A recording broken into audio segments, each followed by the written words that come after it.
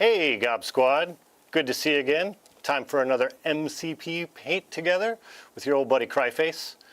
This time we're going to be painting up the old Red Skull. Since we did Cap last time, figure this time we might go with his arch nemesis. A character that I don't really like all that much, not that he's poorly written, just that he's a jerk. So we're going to be painting a jerk today. So, now unlike last time, we're not going to be doing a whole lot of airbrushing on this one. This is going to be mostly brush work. I'm going to go ahead and get my palette set up here. Good to see everyone. I got Jacob helping me out a little bit in the studio. He's not mic'd up right now, but it's nice to know he's there. What's going on, everybody? It's always good to have Jacob here in the studio to help me out. All right, again, we don't have our playlist today. Next time we'll set up a playlist. All right, I'm gonna need a little more water on this one here. So yeah, today's Red Skull. I wanna see maybe if there's anybody coming up in chat, see who the next one should be. We were thinking Bucky, but we're not sure. Now the cool thing about this paint job is we're going to be using a lot of the same colors on this one. Make sure those two go together. And there's going to be some interesting sort of experiments on this one. We're going to hope they go well. You know, the next video, we might have to take a break from MCP. Maybe. We absolutely have to get a Demon Prince finished. Yeah. And I can't imagine it's had anything done on it since the last week. So it has. It might be a thing that we just got to finish it up on stream. Maybe. That's I know time can be limited for what some people might consider being like a little hobby. Obviously, we do it like it's a full-time job around here typically. But that might be a good one to pull on stream. You know, let you show off some of the condition it's already in, which there's so much of it that's so beautiful. And then, like, you know, kind of take people through some of those finishing steps. Well, and I think that would be a good lesson in how to deal with a project that maybe you haven't messed with in a while, or that you've picked at, you know, done different work here and there on, things have changed. Sometimes that can be really difficult coming back to a project, and people don't quite know where to start. We got a lot of air bubbles in this one, but you know what? We're going to go ahead and roll with it. So we are going to do a little bit of airbrushing in the very, very beginning. Not a whole lot. Did you moisten the top of the paper? Flip the paper over. Let me give this one more try here. But what we're going to do, I'm going to go over the game plan for this guy.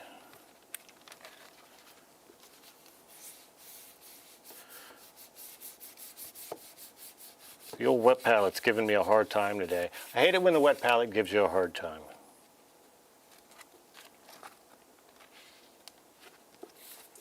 Hey girl, I got a wet palette and a dry sense of humor. Let's go. Ugh, that was creepy. Yeah, I don't know. This paper doesn't want to cooperate today. It's almost like there's not enough water in there. I mean, the one thing about those Artist Envy sponges is they are super, super absorbent. So you definitely want to put more water than you think in there, I think. I think you're right. When in doubt, grab your drink.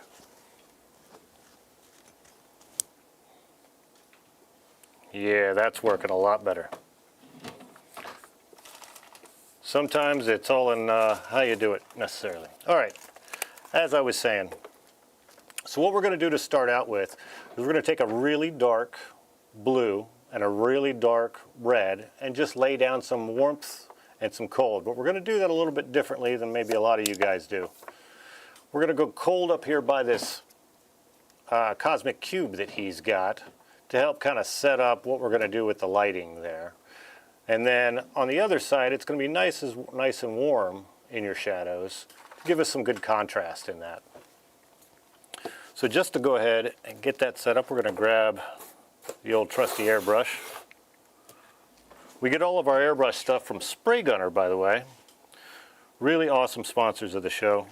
They've been super cool to us.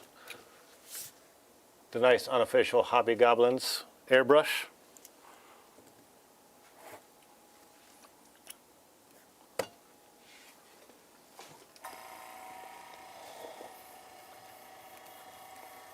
All right.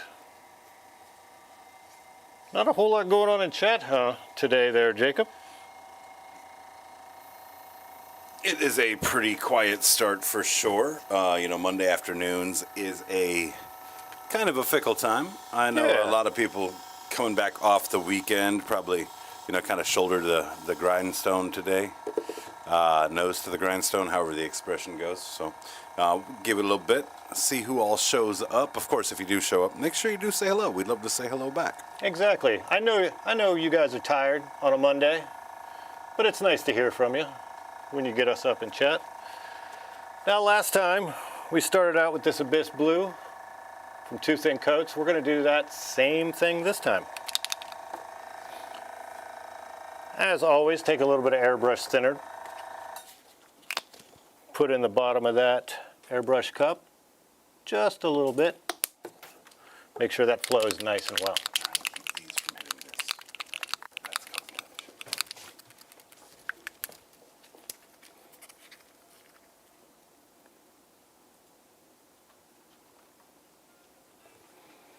Now, one thing you always want to be careful when you're doing something like this is to not use too much paint, because you're only painting one model.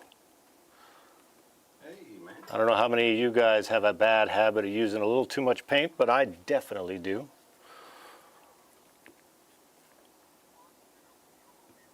Hell yeah, dude. This one does not want to come out of the bottle. I swear all the tools are working against me today.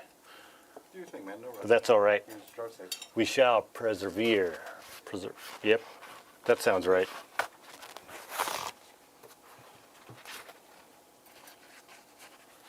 We might have a special guest joining you for a bit.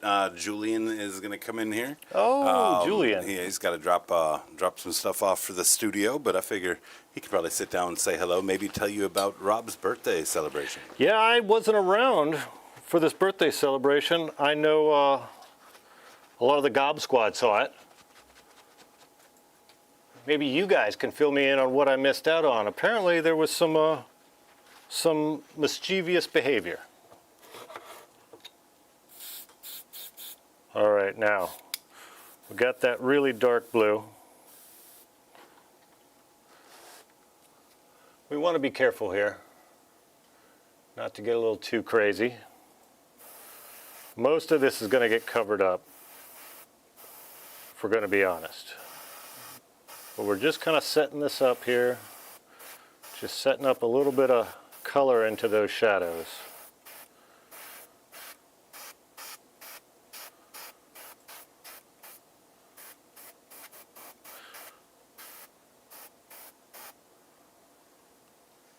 All right, we're going to come up and get some of this up in here too.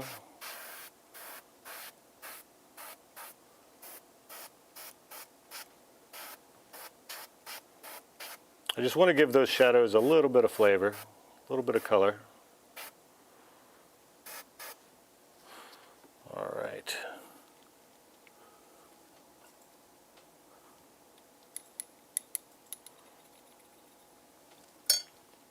Clean out that airbrush. Like I said, it doesn't take much. You can kind of get a good look here, how much blue we're using. We're leaving a lot of this back right here because that's where our warm side's going to be.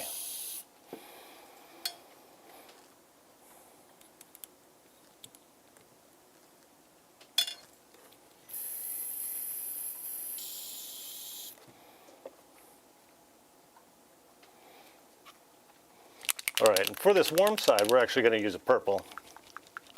Big surprise there, huh? We're going to go ahead and use this Amethyst Rain. It's a pretty dark purple, but we can always come back, darken all these things up a little bit if we need to. Again, that's always the fun with painting, is you can paint over it. It's fun doing a project like this that I have a fairly rough idea, but I'm not sure how some of the things are going to play out that I have planned. It's fun doing those types of things with you, so I can kind of discover at the same time as you guys do on some of these techniques.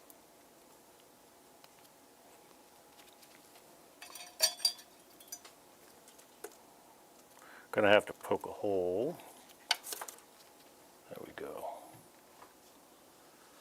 I was really excited to go ahead and get in here today to do this MCP one too. I'm really enjoying painting these models. If you haven't had a chance to pick these up, or you know, you're just looking for a new game or something like that, these are really fun models to paint. I was not gonna lie, a little jealous watching the Captain America video back.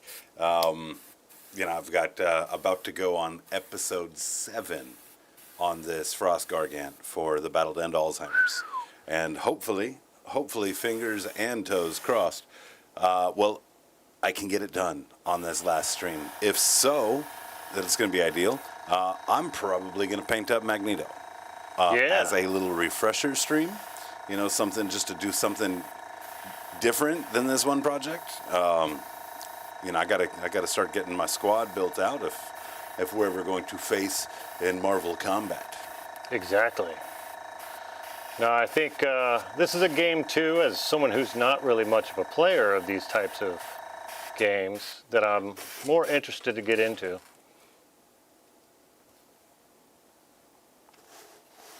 There we go.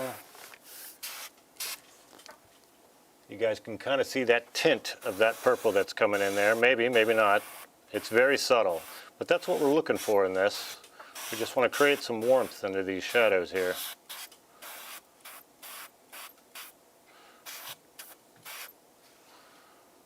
That's looking pretty good there.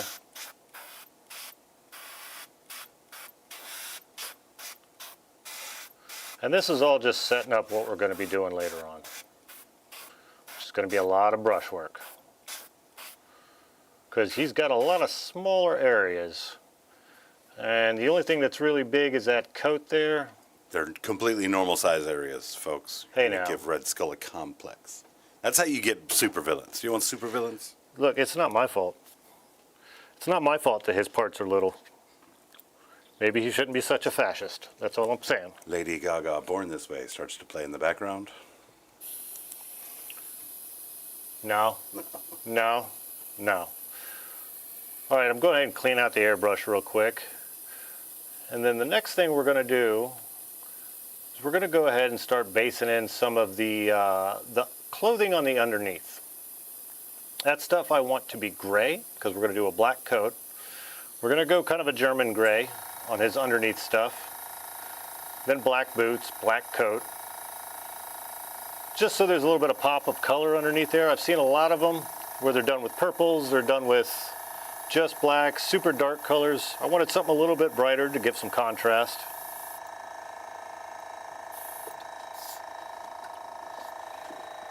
All right, we can go ahead and shut that compressor off.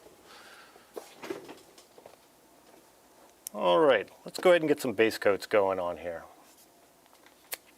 So we've got that blue and that purple we were messing with. And we need a good bluish kind of gray. And gravestone blue. I've used this color quite a few times. This is a really good, nice grayish, bluish type of color. We're going to lay some of that on our palette here.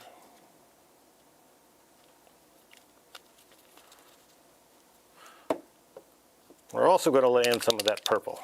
And we'll use some of that purple here and there to work in some more shadow.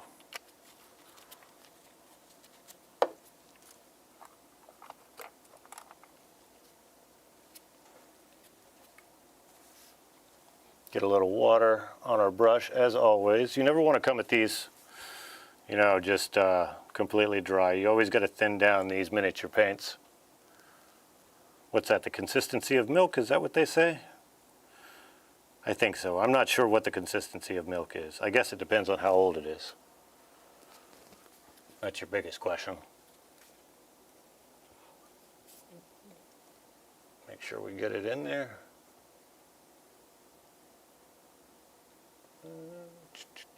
Okay. Move my head around here.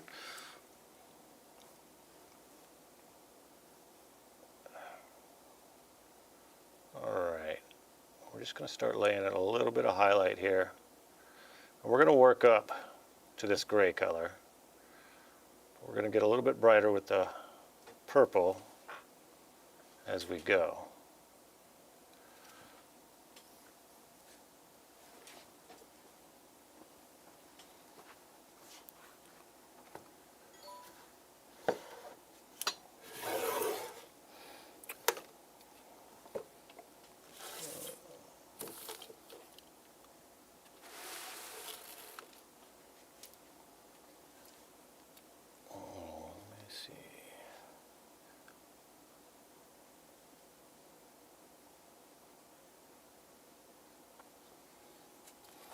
All right, and since we did this guy in two pieces, I'm going to go ahead and remove that just to make it a little bit easier on us here.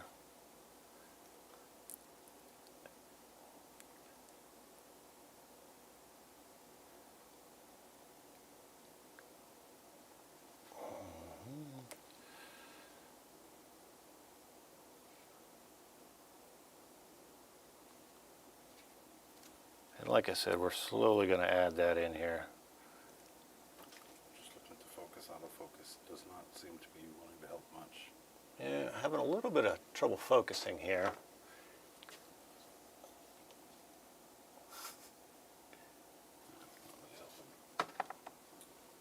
You know, it's always technical issues.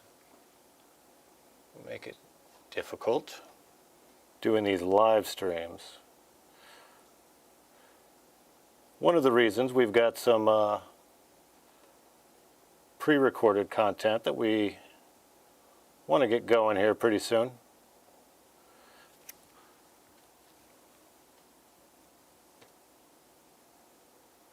I know I've got a lot of projects that I've been working on and that Jacob's been working on that we can't wait to share with you guys.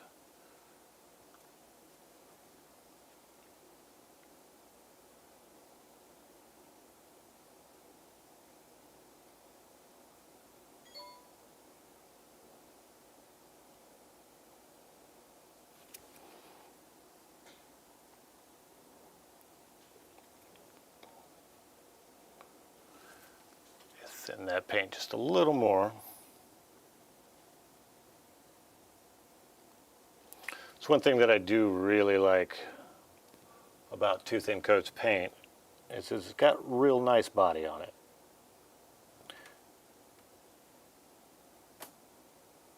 You can keep it thick or thin. Most paint companies that have a nice thick body on it, that's the ones that I really like. I'm surprised no one's made a joke about all those things I just said. All right. Get you back in camera there.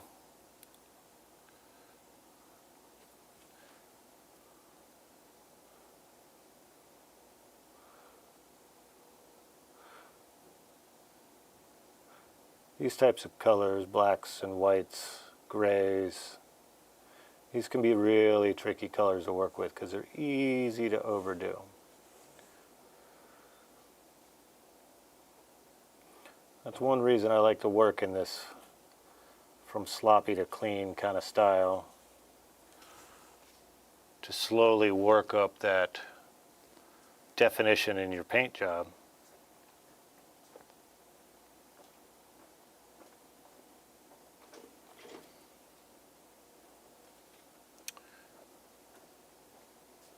Takes a lot of the pressure off when you're working on these types of projects, things that can be a little trickier. It's odd oftentimes the simple things are the things that can be so challenging. Someone who is not a painter might not understand why white or black are difficult colors to do.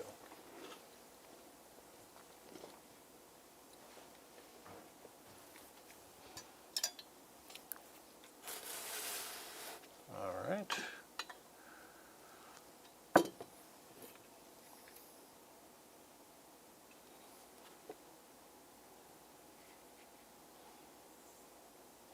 And you see that's very purple, but hopefully you can kind of see where that gray is starting to go.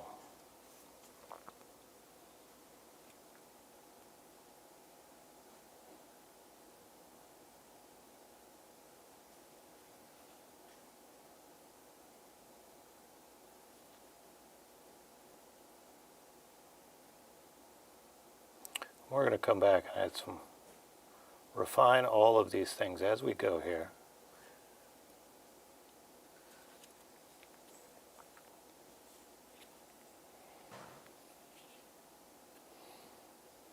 All right, now this is kind of a tricky part. I want to highlight going this way.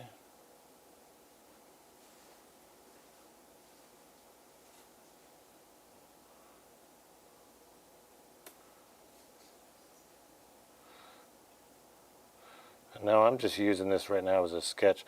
This part here we're going to make black, but I'm just adding a little sketch right there because it helps me know where these highlights are going to go.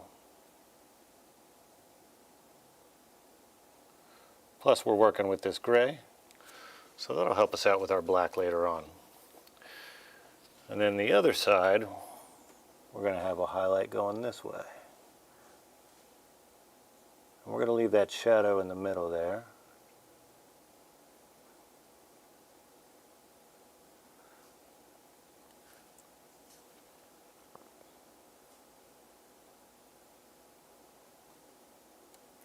There we go. And say we just set up our highlight to go that way, that little line right there. And we're going to go down that way. And then these little ribbed areas, that's going to be a different color as well.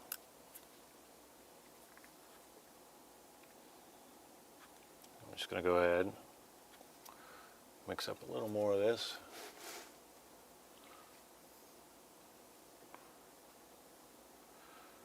To throw into the darker areas here.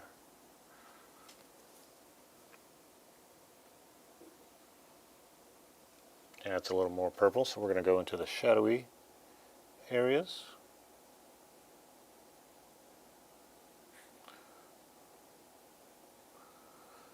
And since this is going to be gray, we want to go a little light on this one. So that way we'll have that nice contrast with the black. Let's see here.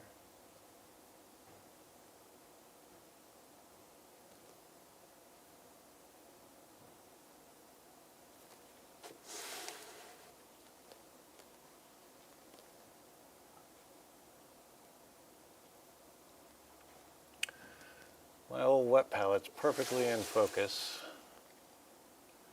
and the model isn't.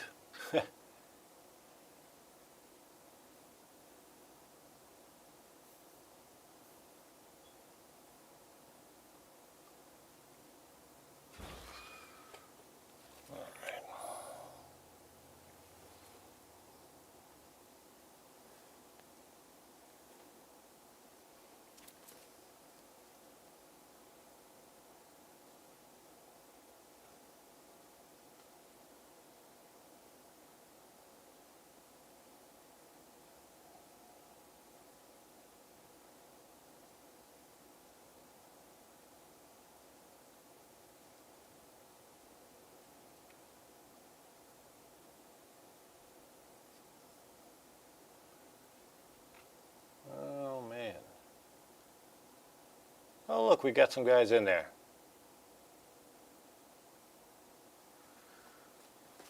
Finally got some people in here. We got Space Wolf Dan, Steve Strait, look at that.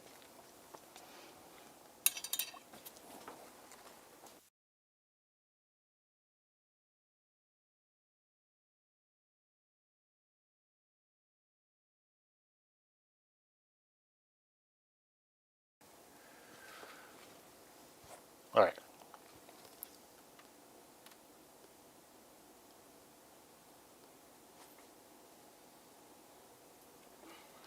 Yeah, it looks like Steve's going through these boxes as well, getting started in these MCP miniatures. I hope you're excited. because it's going to be some pretty fun painting, I think. I know I've really enjoyed painting these so far. By the way, Dan, good to hear from you. Let's see, Dan, do you? The autofocus on this camera is not working. So that's we're going to keep it manual focus for now.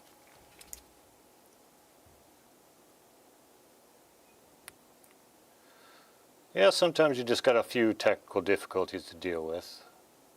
It is what it is. That's the challenge of making content nowadays.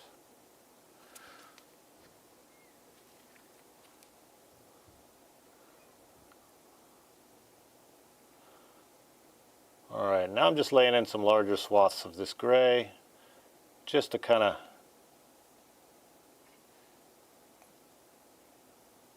get moving and get that color looking a little more like what we're looking for.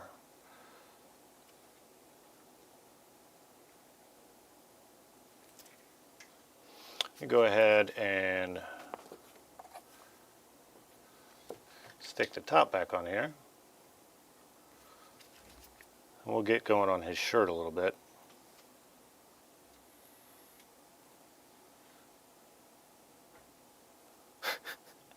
Steve's giving us some technical pointers, letting us know where that second ring is to focus the camera.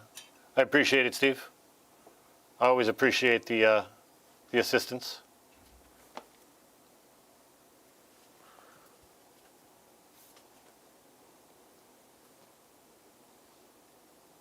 There we go.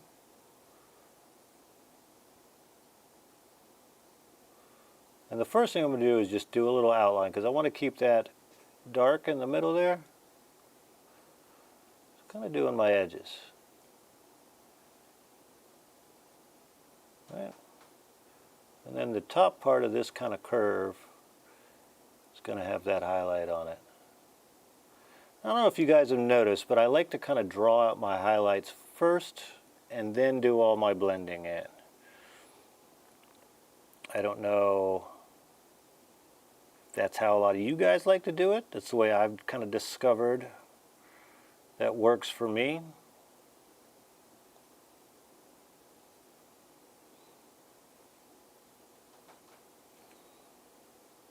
Again, we're not worried about being super neat or anything like that. We're painting over most of this stuff afterwards anyway. These little straps, or the breast of the coat here is going to be a different color. So if we get a little paint on that, that's quite all right.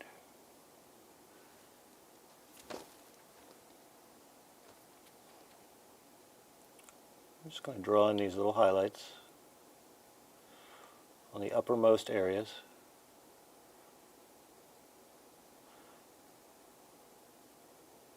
And now right now I'm just kind of painting this model. I'm not worried about that blue light too much.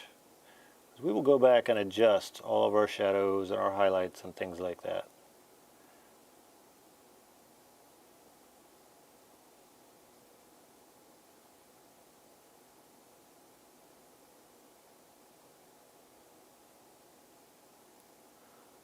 All right, now we got a shirt up under there. So if that's going to be gray, I don't know, we might adjust that, maybe make that shirt a different color after the fact. All right, that's starting to get there. We go ahead and pull him off again. And what's cool about subassembly like this is I can pull him off there like that and then throw him back on there as I see fit to kind of get an idea where certain pieces are going to fall. Like I said, these models, the way they're put together too is super, super simple. They're not hard to assemble or anything like that, which just, I think, makes the whole painting process a lot more fun. Like I said, this is a really easy, super nice subassembly. I'm going to work a little bit more of these darker purple mix into some of these shadows here.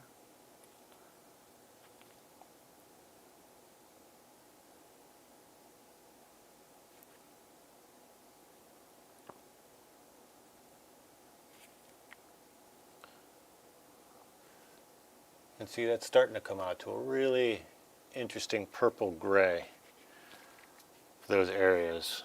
Sure, it's not your typical German gray you would see in a fascist, but you know, we don't want to go too literal.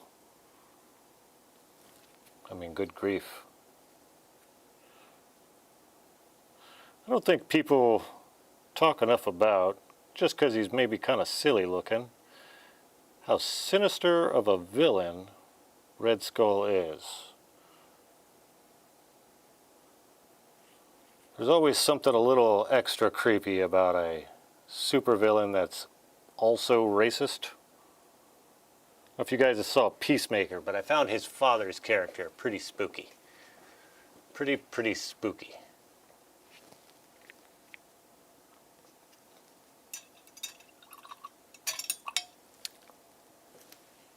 Ooh, it looks like Steve's going to drop off some MCP terrain for us too. That's pretty awesome, man. Yeah, I can't wait to, I want to paint some of that terrain too. I've got some pieces at the house. Me and my stepson are going to be putting together, so yeah, I've been helping him out with some of his models. So it's been super fun.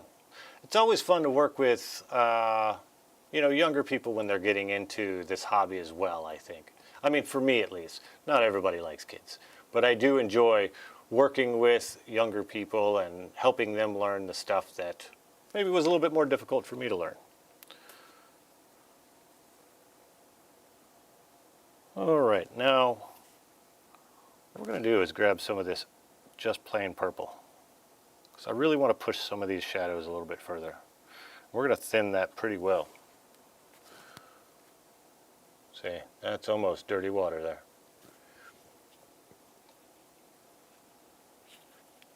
I'm just going to go right over here. I want to turn the model upside down actually, so I can pull into these recessed areas.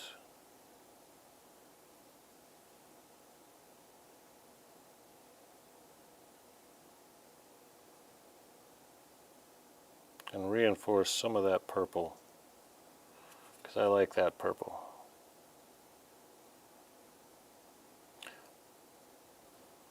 Like I said before, we're going to be adding a lot of gray highlight to it. That's going to chill out a lot of this purple, so that's why we're laying it in as kind of as heavy as we are now.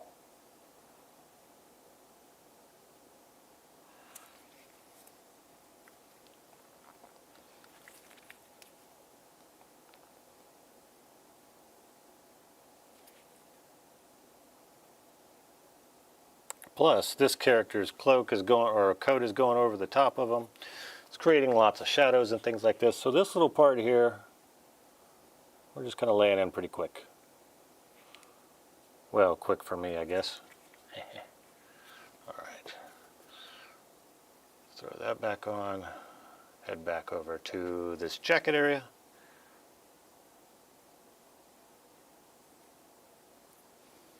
Grab some more of that purple.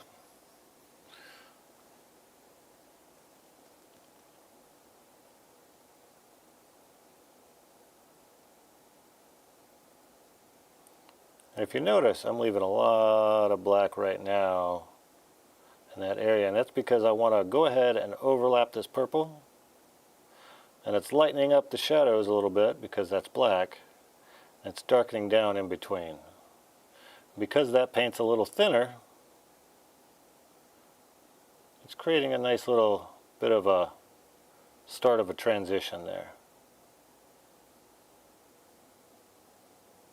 Now with this top on, we can get a better idea of how much shadow we need to add to this guy on these lower parts. All right. Starting to look pretty interesting there. It's not too bad at all. All right.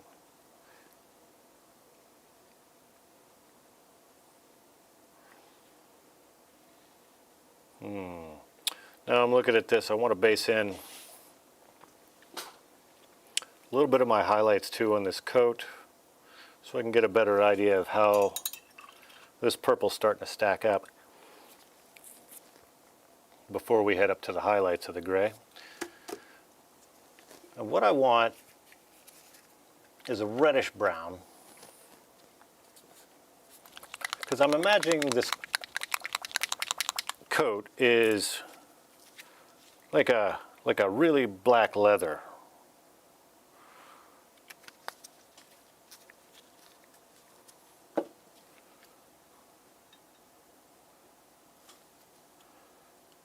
And then as that leather gets older,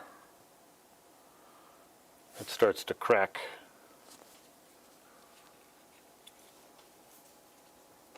Make sure I got this where you guys could see it.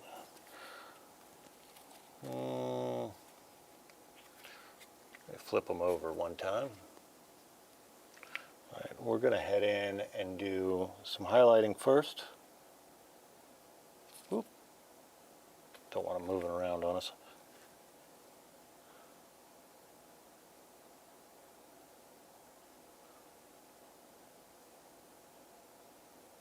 Now this is going to be a situation, since we're doing like a scratchy kind of leather, I'm going to let a lot of brush strokes continue to show.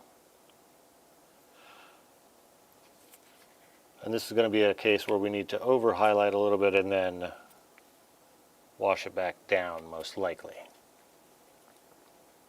I say most likely because, you know, I'm not 100% sure yet. Like I said, this is one of those situations where I was kind of doing a little bit of experimenting, trying out some things. I think that's always a good idea, though. Jacob always says to paint bravely. I always like that thing, that little catchphrase of his. Because I think it's true. You should paint bravely. The only thing you're ever going to do is have to repaint a model. Your chances of really messing it up are pretty slim. I'm just coming in here and I'm finding the highest points, because that's what I want to mess with. Is the highest points.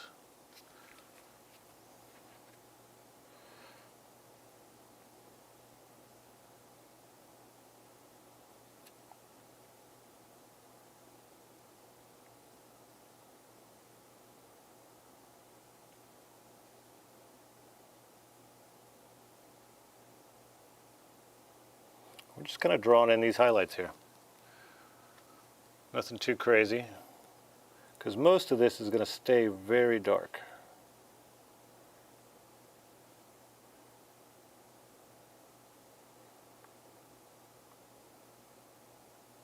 And we're going really kind of loose and scratchy with this, because again, we're going to come in and we're going to shade a lot of this back down. Get a little more water on that brush. And we're running this paint a little more opaque than we normally do. I like thin layers, but in this case we want this to kind of give us some nice coverage right off the bat here.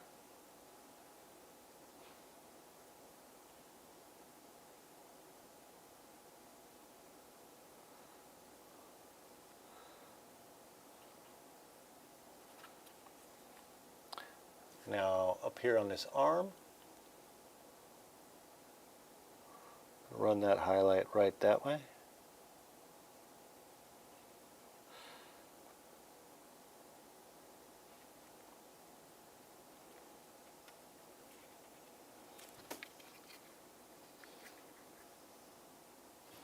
And go on the other side here. And this is our highlight this way. That shadow in between there.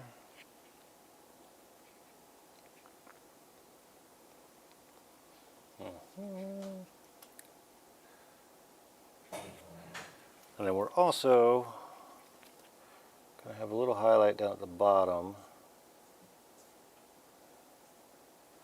Down here, a little edge right there.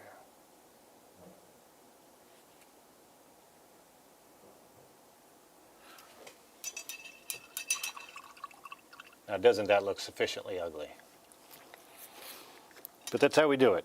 We go through ugly phases, and it takes a little while before it starts to look good again.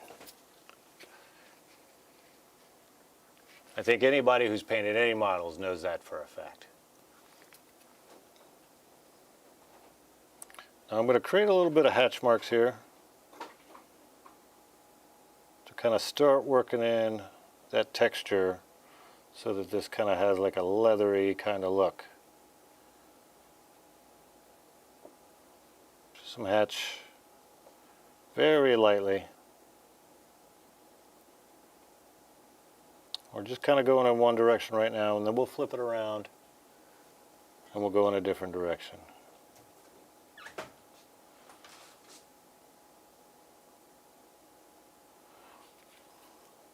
And now the paint is a little thinner for this part because we want to build this up a little bit. We're going to go over that with a few different colors, glaze it back down.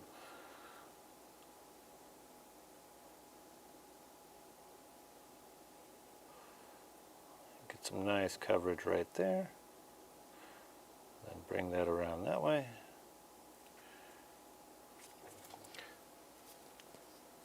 Flip them over. And throw in some more hatch marks.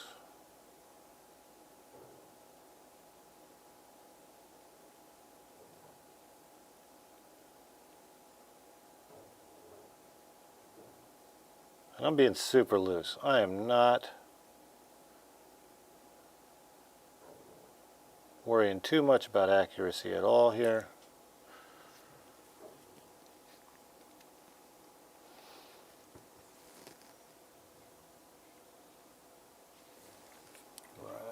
Yeah. Now this looks like it's got a highlight that way.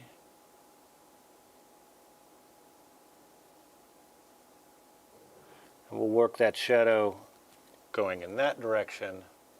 The shadow will be on this side and go bleed with the highlight over on this side. And we're just doing so much paint right now, so much highlight, because we're going to know we're going to come back down. We know that we're going to grab the dark purple, maybe even some black, and darken all this down again. Grab a little bit of this red, brown over here.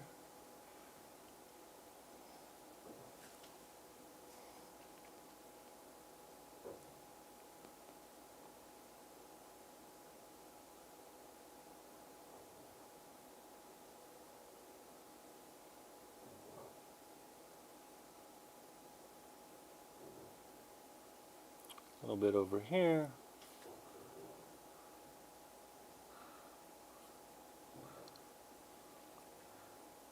And you see we're just kind of blocking this in, creating some shapes that look a little bit like highlights.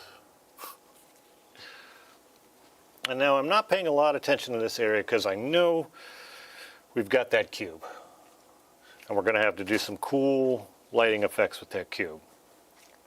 And I know that that cube's light effect isn't going to go past really that end of the coat right there. So I'm going to highlight everything around that area and then focus on that. And because that jacket isn't where it's going to be, I want to create a sphere, or imagine a sphere around that cube whose furthest point goes out to the other end of this little jacket right here. Right about there. So I've got this sphere that exists right around this area. So this jacket really isn't going to get a whole lot of light on it either. Down there at the bottom. So I'm going to go ahead and throw a few highlights in that area.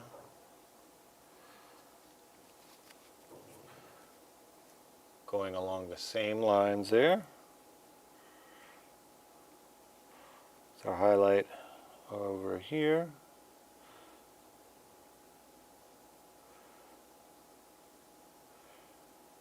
That's what our highlight looks like. And I'm just kind of following the contours of this thing to figure out where those shapes, where they're going to be, what shapes are they. And I block in these big areas, and I can kind of blend around the outside edges and adjust as need be. And now this top part up here, I'm leaving, because I think I want to do that a different color. And I was thinking originally red. We're going to see how the leather comes out first, though. So that's the way it works sometimes with these projects. You got to just kind of feel them out. But I know personally I like to see people's thought processes when they're working on things like this, when I'm watching videos. So I thought maybe that might come in handy for you guys. All right, now I'm going to go ahead and start laying in some more right over here. We're going to start doing some hash marks like I did before.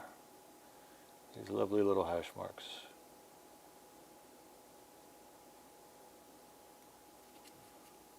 Again, we're not worried about them being accurate, clean, or anything like that. All we want is some random little lines to help us sell that feeling of leather. Let me thin that down just a little bit more. That's a little more opaque than I wanted.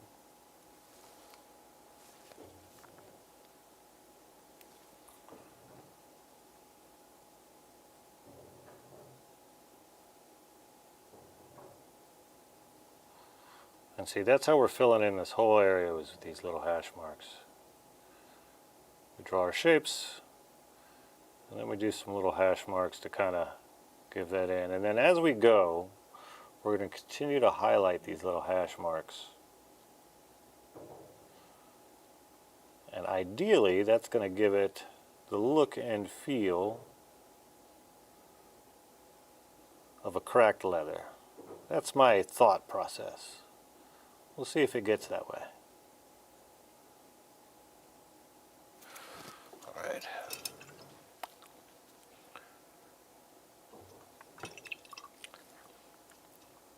I'm going to thin down a bunch of that purple. Again, dirty water, dirty water. We're going to come in from the opposite direction here. We're going to push some shadows from the other side of this area. We're just going to pull that.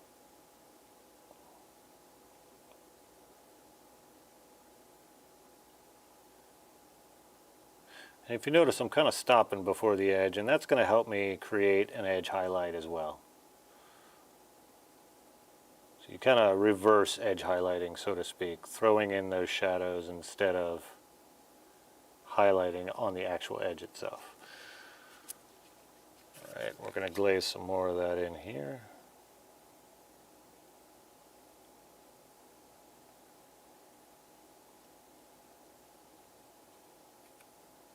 And this way. Grab a little more of that watered down mix. Oh, let's flip this guy over. Make sure you guys can see what I'm doing, and that I can see what I'm doing is the hard part of what we're doing.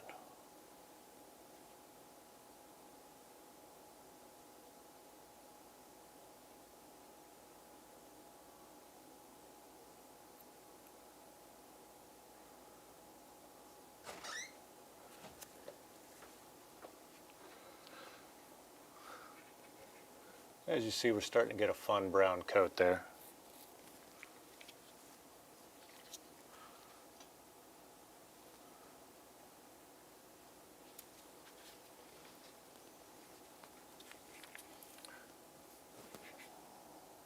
We're going to come up to this sleeve and just throw a nice chunk highlight right there.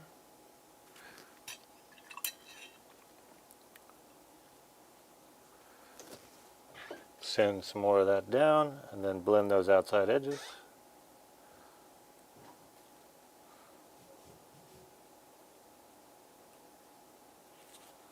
Then we're going to do the same thing on this other highlight this way. This is a bit of a smaller highlight.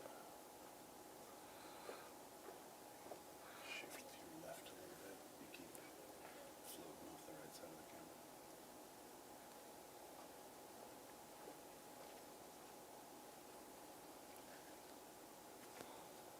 have this area down here.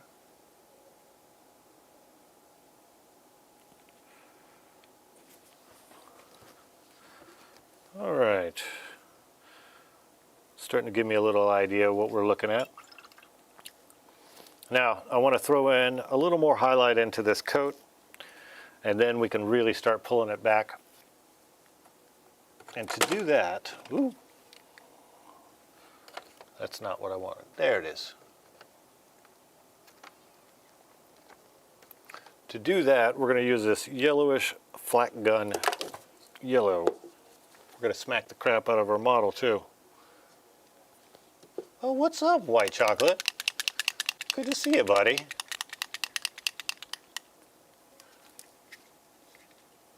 Fussing with your internet. Man, I hate fussing with the internet. But the internet is pretty fussy,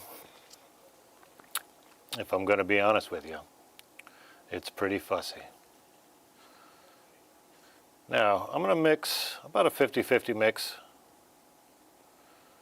of that red-brown and that flat gun yellow. That's kind of what we're looking at. And now this is not going to be a super prominent color. This is more of just kind of an intermediate layer.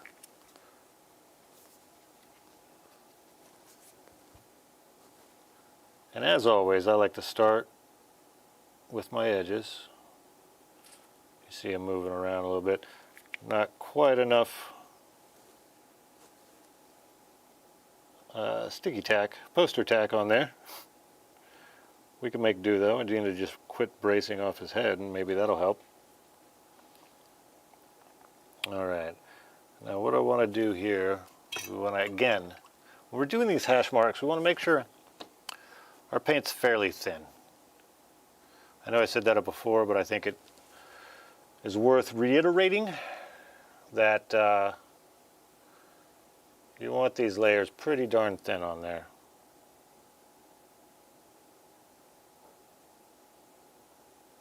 Okay, that might be a little too thin. Fair enough. Fair enough to the paint gods. Okay. I'm just doing, again, these little hash marks.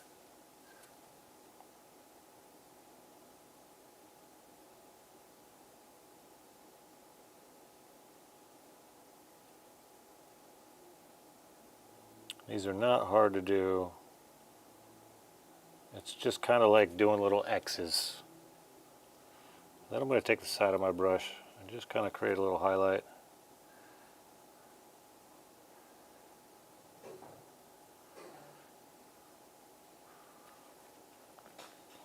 And I know I'm going to be getting this area here. And that's the thing, just go to the areas to start with that you're absolutely sure about. That you know exactly how you're going to highlight it, exactly what you're going to do. Oftentimes that's the brightest area, because it's easiest to highlight the brightest areas because it's just paint that area. And take that little bit of time. Figure it out. Work it as you go. Alright.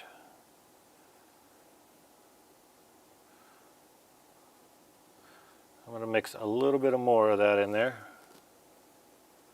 A little bit more of that flat gun yellow. Now we're just kind of itty bitty little scratches.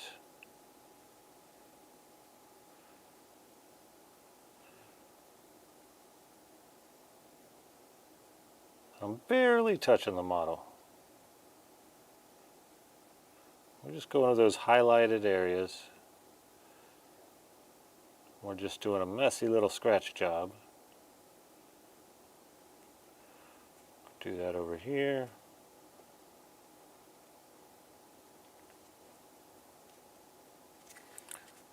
I'm going to go ahead and grab this edge.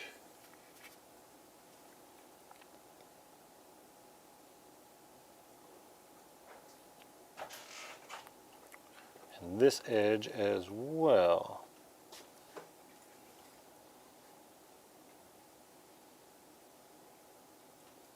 See, we're starting to get a crew in here. What's going on, everybody? Yeah.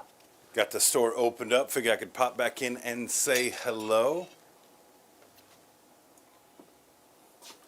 So, not a huge fan of Red Skull. Don't really know a whole lot about him. Matter of fact, most of what I know about him is what we learned from the MCU. Any old comic stories about this guy that come to mind for you, Cryface? The death of Captain America, which was a pretty good one, post the comic book Civil War story. Oh, there was the event where he took Professor Xavier's brain and mixed it with his own. That was fairly recent. That was a weird one. And they made him, he was racist against mutants, which was kind of his new gimmick. But like you said, I haven't read a whole lot of Red Skull stories. But he is a fascist. I have to say, by and large, Red Skull feels like a DC villain to me, because like him having a red skull and his name being Red Skull, I think is like pretty on the nose, and that's like kind of DC's vibe. You know what I mean? Well, a lot of those DC characters are very old. They've been around for a long time, and DC acquired. I can't remember the name of the company, but it was the one they got Blue Beetle and a bunch of those characters. So a lot of those characters are very old, and so is Captain America. Whereas the real Marvel comics didn't really come out until the Fantastic Four in the 60s. So I think that's why you see a lot of similarity between Captain America and his and DC, because they kind of got started around similar times. Fair enough.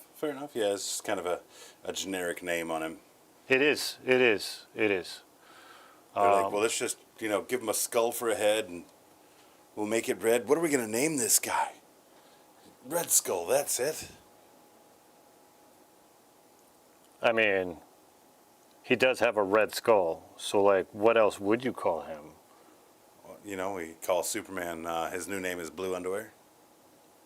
I think that's appropriate.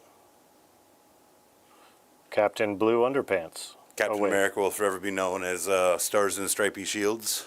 Stars and Stripy Shields. I like that. Oh, and there was also the Secret Empire story, where Red Skull rewrote Captain America's history and made him a Hydra agent. That made a lot of people mad, apparently. Well, rumor has it that we might see something like that in this next wave of MCU films. That Chris Evans might be reprising his role as Captain America, but the Hydra version. It would be interesting. I wouldn't mind seeing an evil Captain America. So here's a question for you, and chat as well. Do you think our trend of multiverse movies are going to come to an end, or do you think that that's just the nature of MCU moving forward? Is it just that the multiverse is going to be referenced in every property? That's a really good question.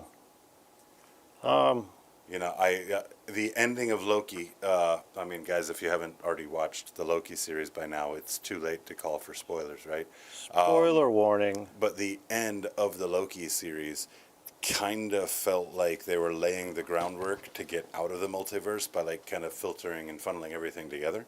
We've speculated on the Fantastic Four film coming out, and the fact that, well, hey, maybe the Fantastic Four is from the 616 galaxy, and then their space travels had them travel interdimensionally, and what they're working on is how to get home, right? How to get back.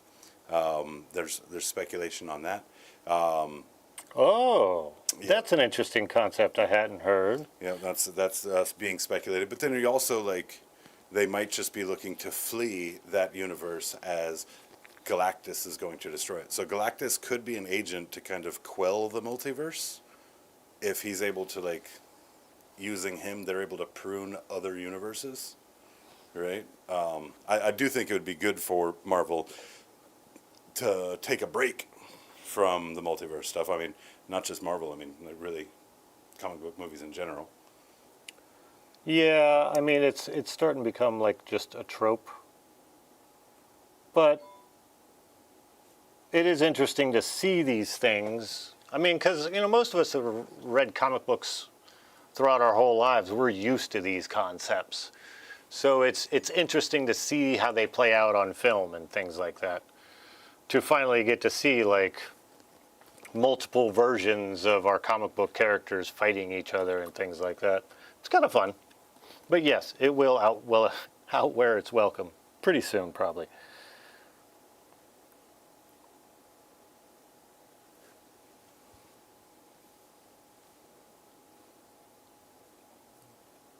We're trying to get, the fun part sometimes is trying to get the right angle to do your highlights.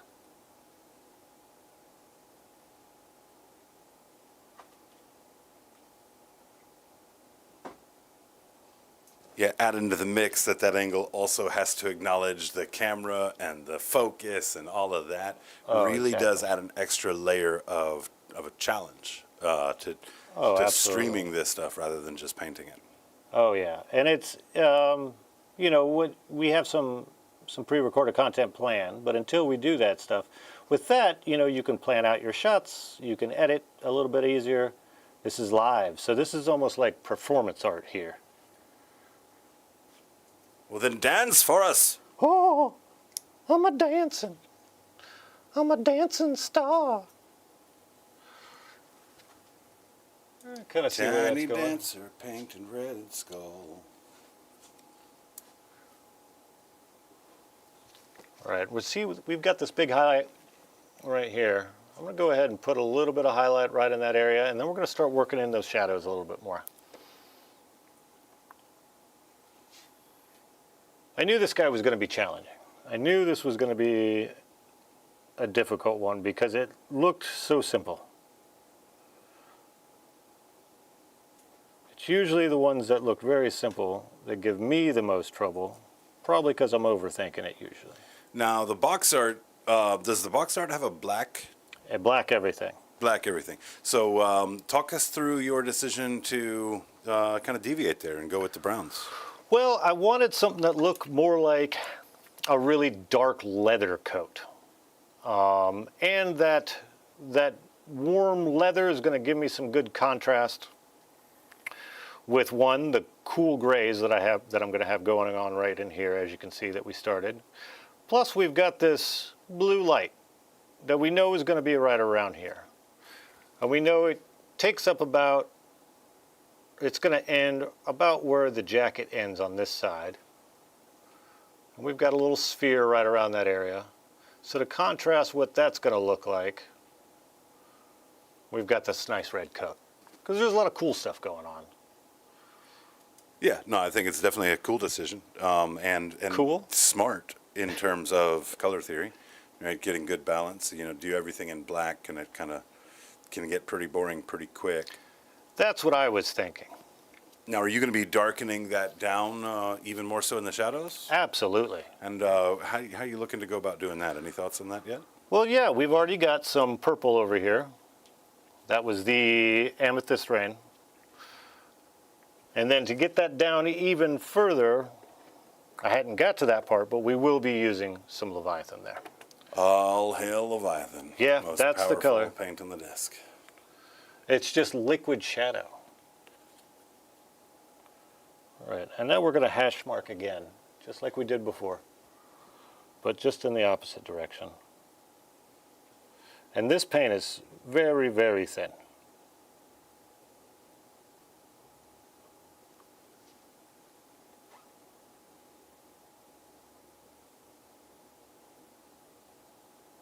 We're covering obviously more of the shadow than we did of the highlight. And one thing we can also do with this is refine that edge highlight right there.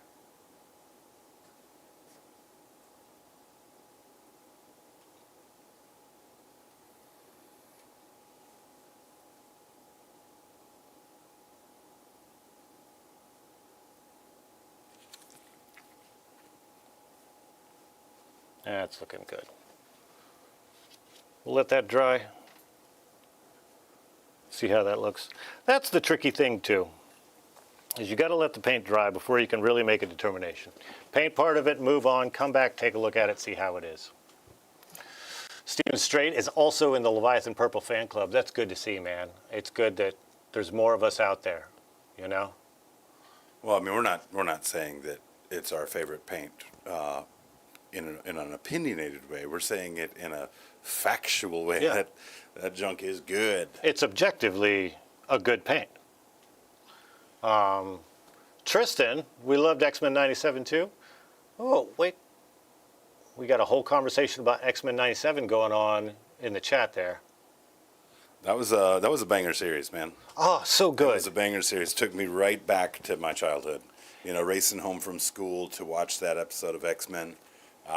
You know, I watched them when they first aired on those Saturday mornings, but then like once they went to, you know, a few years later, I think I was in early high school where, you know, X-Men 97 was like the 3 o'clock or 4 o'clock slot on, exactly. You know, maybe Fox, I guess.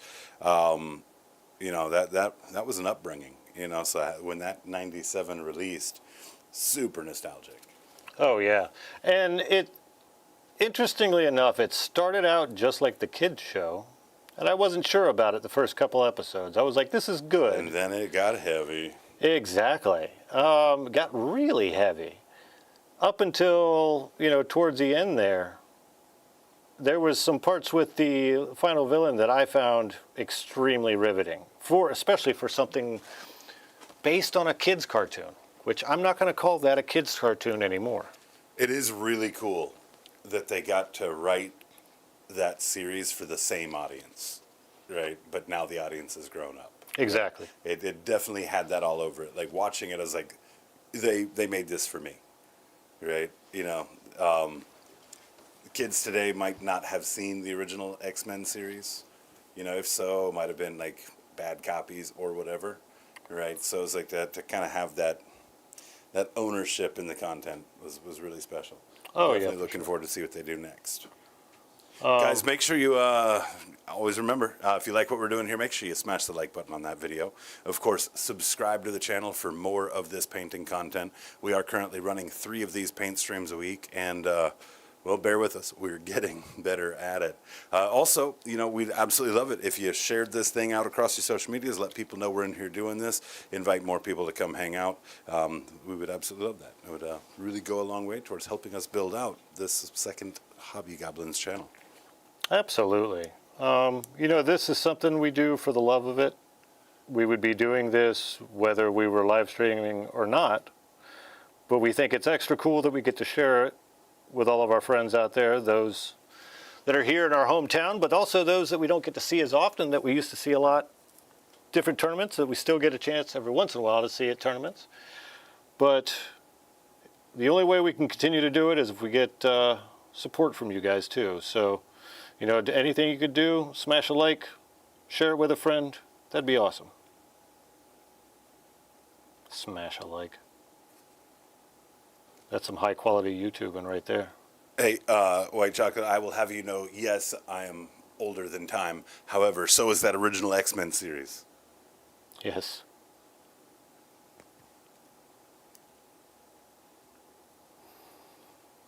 Well, right now I'm just going back to that original reddish brown and kind of glazing that into the middle areas here. Softening up those highlights a little bit.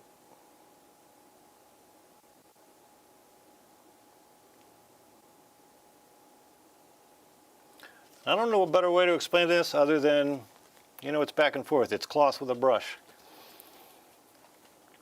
That's, there's unfortunately not a whole lot of quick ways to do that. Cloth with a brush.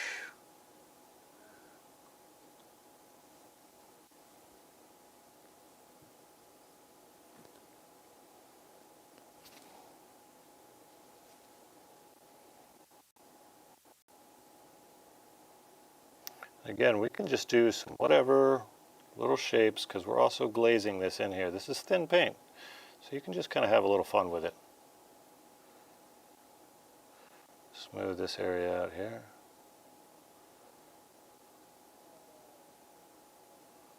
we're just kind of hatch marking back in. Just hatch marks back and forth.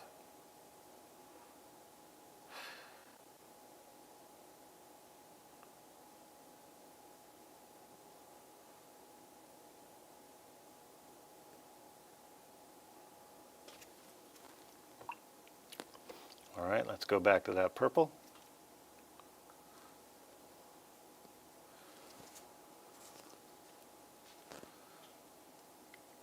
Go upside down here. Now I want to grab it this way. Oop, just a little too much on the brush.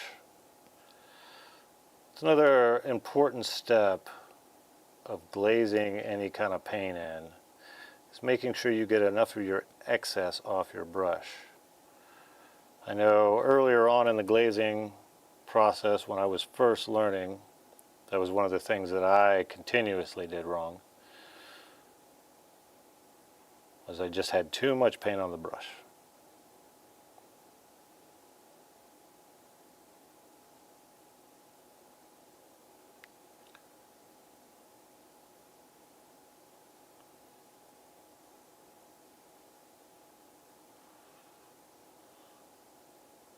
And I find that these types of things, when you're doing like we said before, blacks and grays are difficult, but also when you're just doing very dark things, figuring out the amount of highlight you need and the amount of shadow can be tricky. It's something that I find tricky, at least.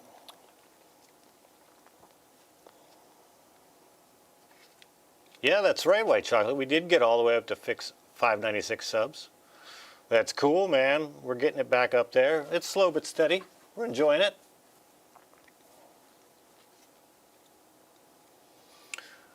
Steven, it's close, that Venn diagram between Gargoyles and the X-Men series. I didn't get into Gargoyles as much. I'm sure I'm about to get roasted in chat. I was more the X-Men, 97, the Spider-Man show that was on at the same time. I like that one quite a bit too. So, I was starting to get a little older when Gargoyles came out. I was hanging out with my friends a little bit more, so that's probably why I wasn't hitting it up quite as hard.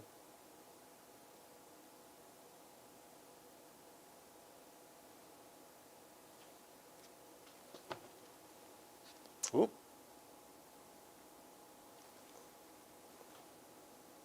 All right. Well, I'm going to take a quick little breather, stand up and stretch my legs and give my eyes a break real fast. I'll be right back, everybody.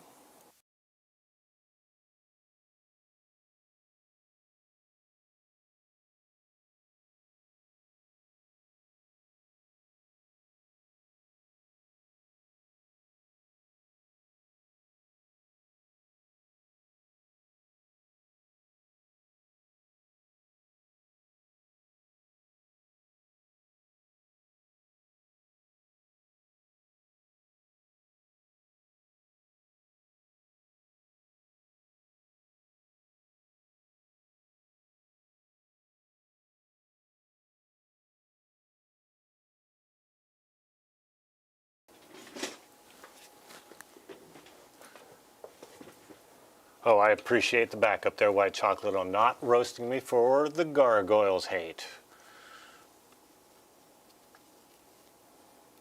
Yeah, that is funny that I do look a little bit younger than I am, and Hosen looks quite a bit older than he is. It's his gray beard. It's so distinguished.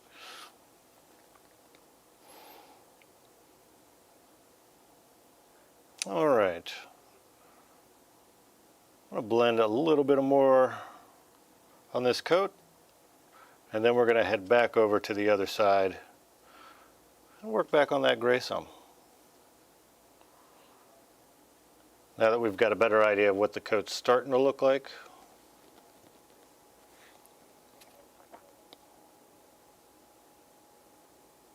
Now this is a slightly darker mix between the flat gun yellow and the red. And this is just a in-between color that I'm putting right around the edges of that highlight, just to blend it in a little bit more.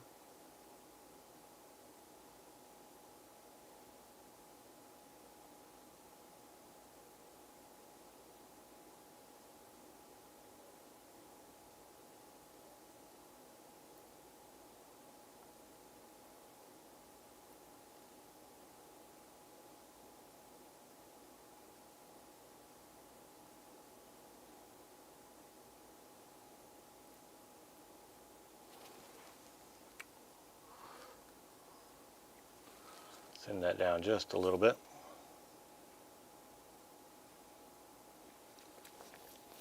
Again, you want to work in thin layers when we're doing this kind of stuff.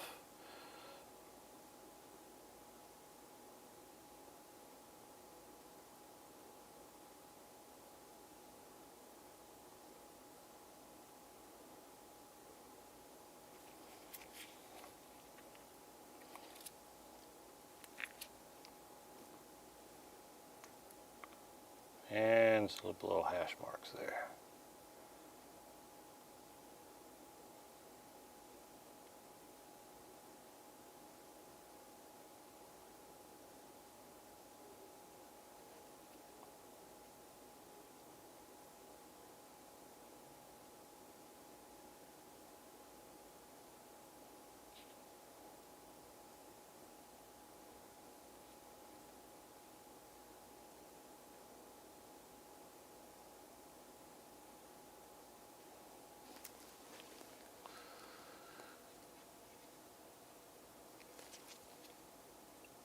Now I'm going to thin down some of that pure ray gun yellow. We're going to ever so slightly add a few little highlights on the end here.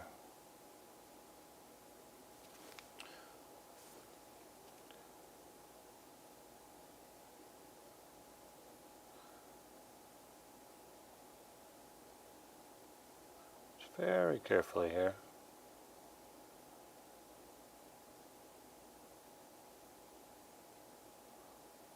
Barely touching.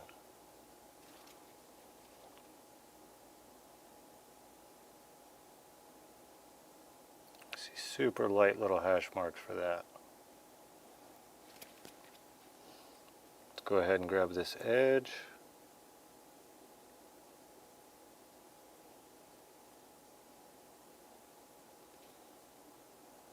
And I'm not doing the whole edge, I'm just coming up and hitting the parts where it comes to a point there and working into those areas.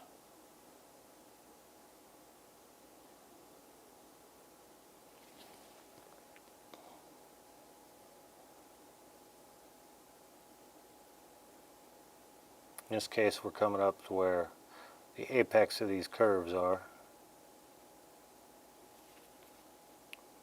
and to our points.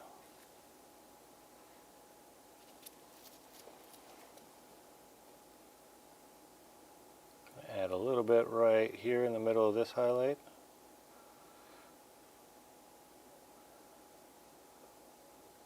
As always, we're not worried about blending. We're just trying to get some cool shapes in there. You can always blend a little bit better later.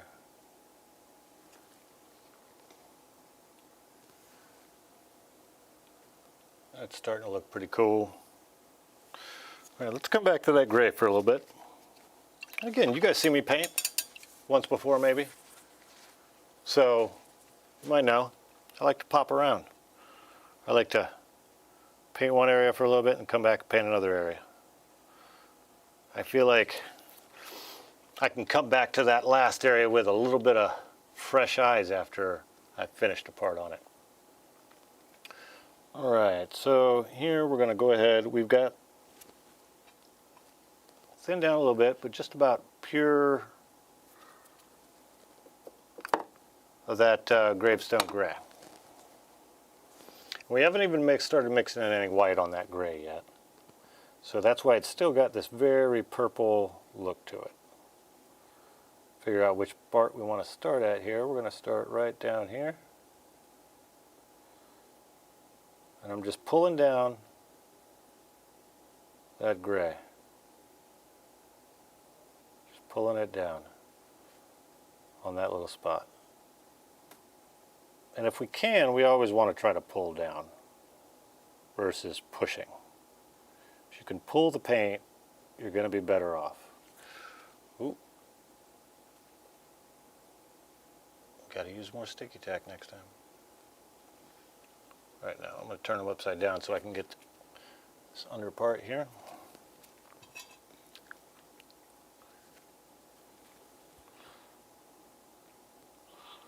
We're going to hit our brightest spots first.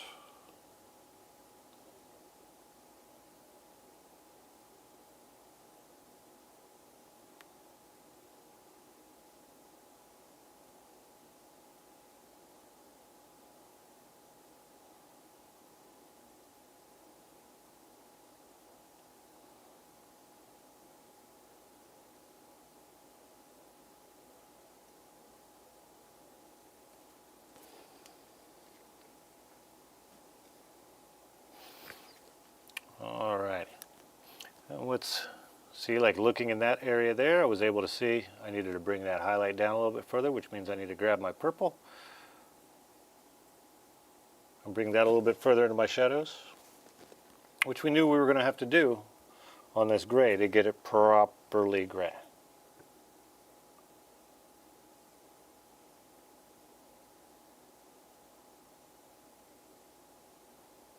I'm just pulling back and forth because this purple is kind of a middle color. I'm going to push some of this purple. I always say pull a line, and then here I am pushing a line. Sometimes you have to do things you don't want to do because that's just the way it is. It's the only way to do it. Push a little more of this purple right there. Now I'm going to pull him off of there just to make this next part a little bit easier. There's a little spot right here where there's a fold on the shirt that I missed.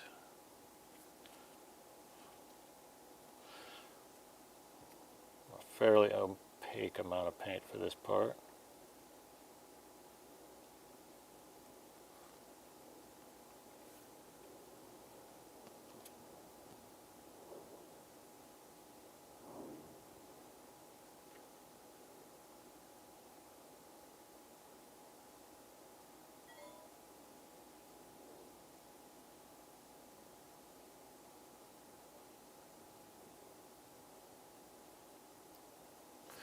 All right.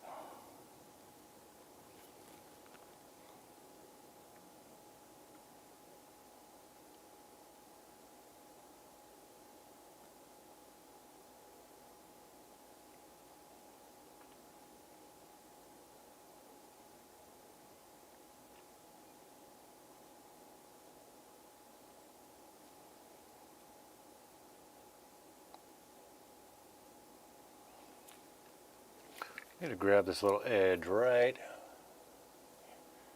here.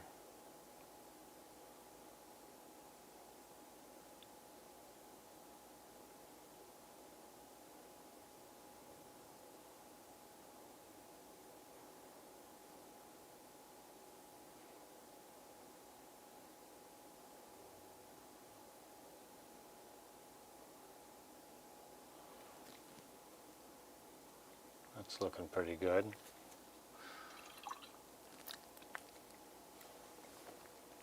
So I've been working on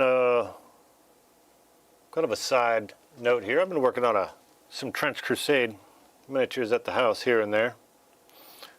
What kind of new projects do you guys got going on? I like to hear about what you guys are messing with. I'm super excited to get really going on that Trench Crusade. I got a couple models. I got my models built, and I'm currently putting them all on bases to get ready for painting them. Where are you at on it, and what's your current project?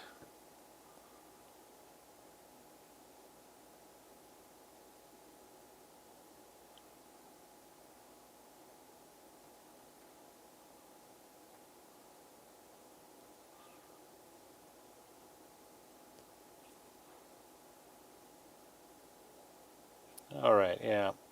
We're just going to keep highlighting up this gray right now into those highlights that we drew earlier is where we're pushing the paint.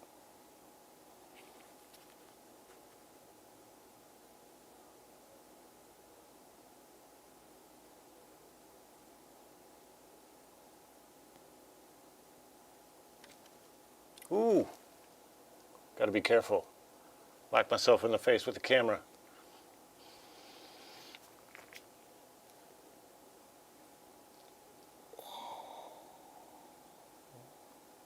Push some highlights right down there in that bottom area.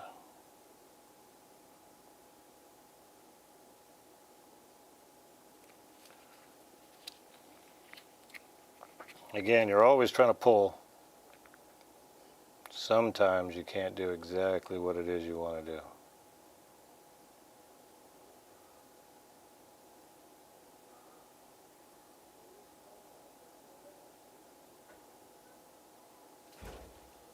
There we go.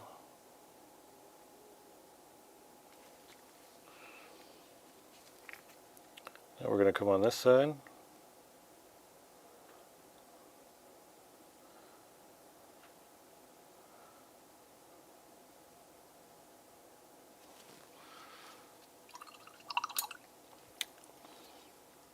All right, now let's throw a little bit more of that purple on our palette.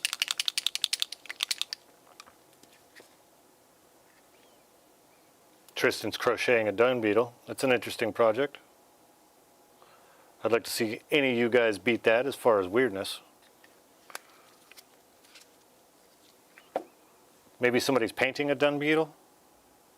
That's a good question. Is anybody currently painting a dung beetle? I know there was a beetle miniature that was in Age of Sigmar. Maybe one of you guys out there can throw the name out there of what it was. I don't really remember, but I know we had talked about making like a Nurgle dung beetle demon prince or something along those lines, using a bunch of guard bits to make a ball, so it looks like he had been rolling up all these dead bodies. Me and Rob, I believe, were talking about that. Super cool idea. Maybe we'll get to it one of these days.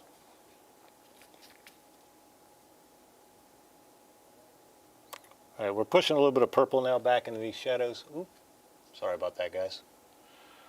A little bit of purple, because these shadows are dark in a lot of these areas.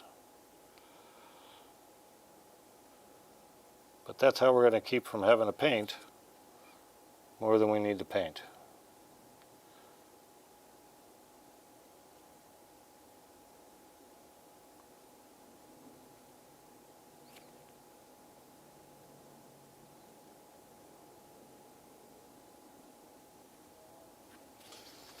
We could do the same thing up here.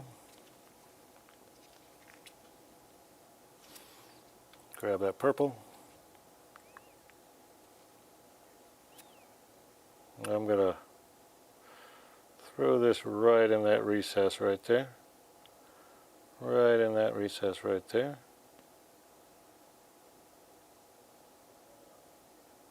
Just going to kind of draw in some of those shadows, work them back in. Right there.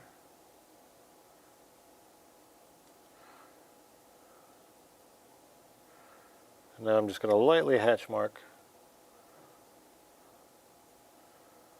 right here.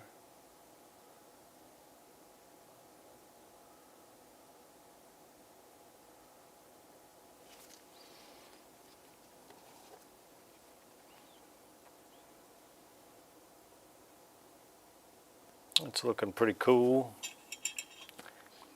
Let's come back and highlight that back up just a little bit on that bottom area. Get a little zealous with the shadows.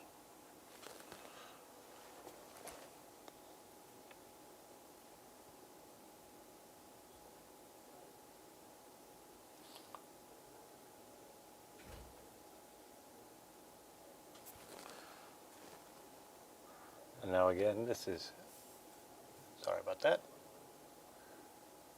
This is very thinned out.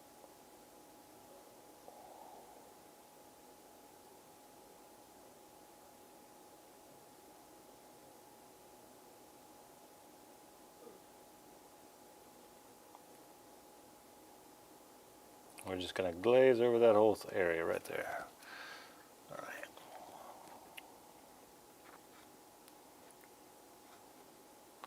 We're going to go back to about a 50-50 mix of the purple and the stone gray.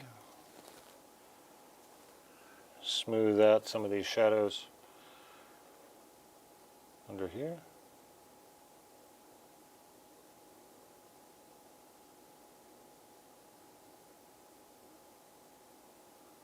See, most of that black is getting covered up on these gray parts.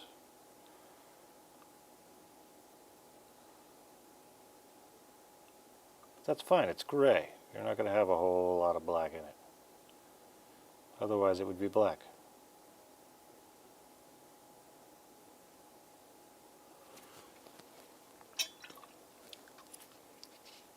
Ooh. There we go. Let's grab some of that pure purple and work that into that shadow right underneath his abdomen there.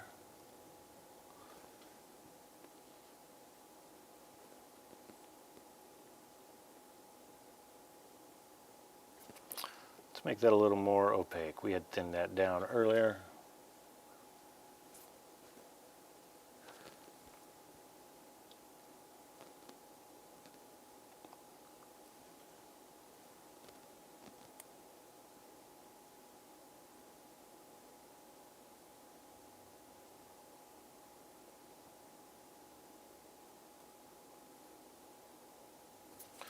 We're going to push that straight purple into those shadows.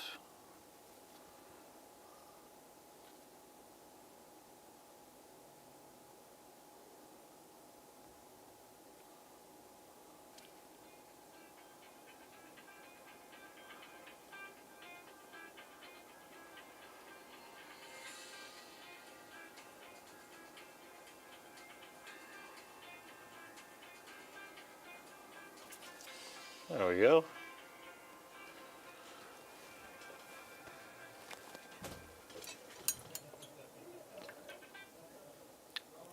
Give me 1 second. I'm going to take a quick drink of water.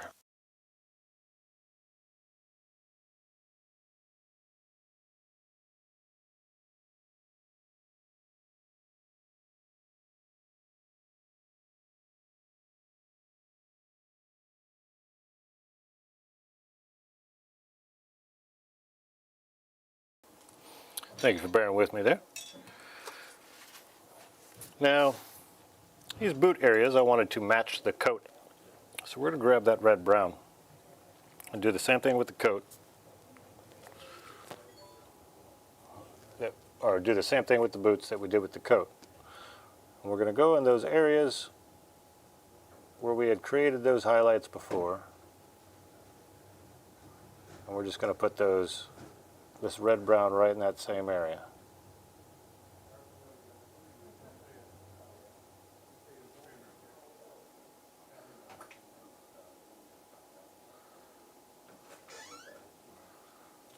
All right. We're actually going to remove the top, make that a little easier.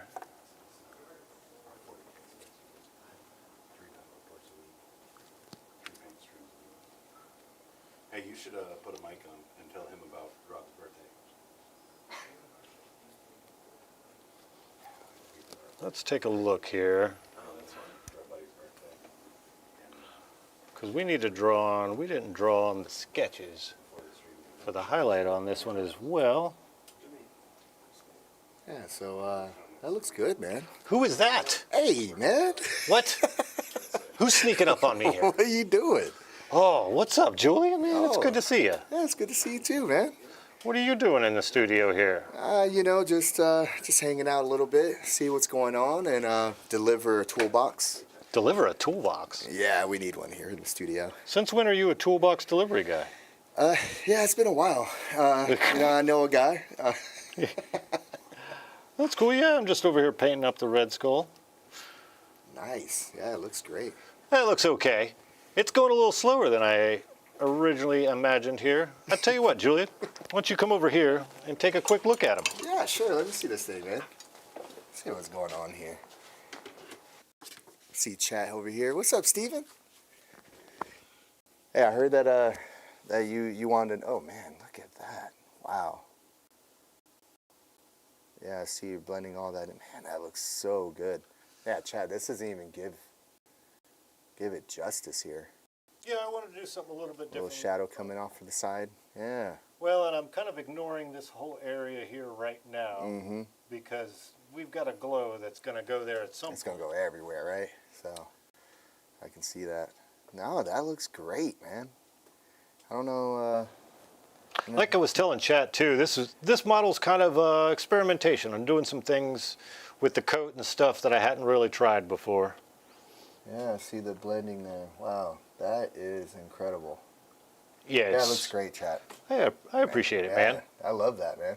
Did you just do this right now? Yeah, that's all today so far. Oh, wow. What? went ahead with that. We made it so it would go together with that Captain America that we did last week. Yes. I don't know if you had a chance to see that. I did actually see that. Oh, and sorry for the shaking there, Chad. I like to shake my leg, and the camera moves when you do that. Yeah, it's a little jiggly right now. I mean, I like things jiggly, but like, not cameras. You know. Talk about jiggly. You seeing Rob having fun on stream? I did not, so I missed it. And that's what I was just about to ask you. Give me the deets. What is the tea when it comes to the birthday party? As we know, our boy wanted to have a birthday stream where we drank, and he had me be his opponent for the drinking party. Oh. And I guess I can outdrink the guy. Yeah, I guess that happened. Now so you were drinking too. So it wasn't like he was at a disadvantage, right? That's correct, yeah. Okay, I gotcha. And you didn't get as drunk as he did? No. Well, I guess I can hold it better. We took the same amount of shots. It was about 8 shots, I think. 8 or 9 shots. Gratitude to White Chocolate for more of them, for a lot of them there. Thanks, White Chocolate. I see it in here. It was a good amount. It was a good amount. What you're saying is we have something we can throw shade on him about now. Yes, I would just say, since this is separate from our streaming group here as well, but I had to clean my shoes. You know? Just had to put that out there. Imagination, you hear that, guys? Use your imagination. Had to clean his shoes. Oof. Yeah, the shoes are not clean anymore. I had to clean them. That's harsh, man. Yeah. Well, something splattered on them. Somebody's going to have to pay your cleaning bill. It sounds like. Bum, bum, bum. Rob. Oh, man, that's good stuff. Hey, what's over here? What we got here? Rob beat himself, really? Yeah, that's true. Yeah, and White Chocolate, we did drink. That was in Texas. That was a good time. Yeah, we could definitely have a game, that same type of game. I don't know. I don't know if I can drink you under the table, though. I don't think that's going to happen. That is not going to happen. No way. I'm going to tell you right now. No way that's happening right now. No. Well, at least I know that all you guys can drink me under the table, because I don't drink. So you win by default. Yep. That's definitely it there. So I feel bad that I didn't get a chance to see Rob make a fool out of himself. He didn't hug a toilet, but he hugged the side of the table. Let's just say Ooh. That's raw. Yep. Well, that's cool, man. Yeah, well, I'll let you back to it, Chad. It was good dropping in and definitely seeing y'all in here. So y'all take a good time. And yes, White Chocolate, we can discuss that for sure. I'm down with that. All right. Yeah, man. we won't mention that out loud. No, I would not. But yeah. All right, have fun. Yeah, keep it going, man. You're For doing real. great. I appreciate it. We'll see you next time, man. See you, homie. Take it easy. Bye, chat. Always fun when we got a surprise guest come on the stream. These boots are too brown. They're just too brown, man. So we're going to have to darken that down some. Now, if you remember, I still have a plan of coming in with some Leviathan purple to further darken all of these browns down.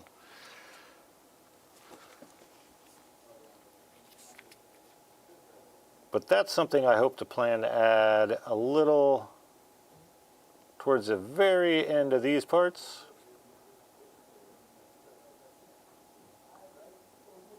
Just to punch up those shadows. That's how it goes, you know, you experiment and kind of play it by ear sometimes, and that's kind of what we're doing today. I thought that would be pretty interesting on this model.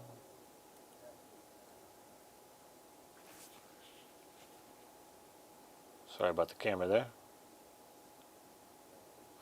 Now we're just blending in this purple into the shadowy areas on this boot here. We're just following that contour of the shapes we drew earlier, just a few seconds ago. And, you know, the actual leg, obviously.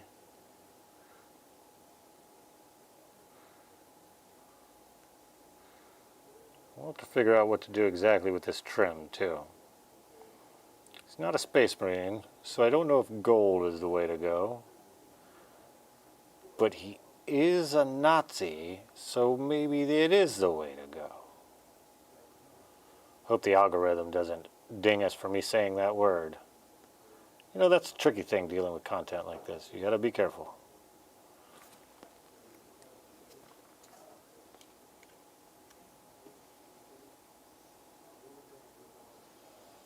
Alright, that's starting to get somewhere.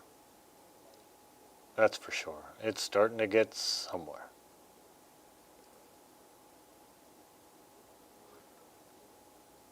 So looking at this, I think I'm going to do gray on the lapel of the jacket as well, just to keep that going.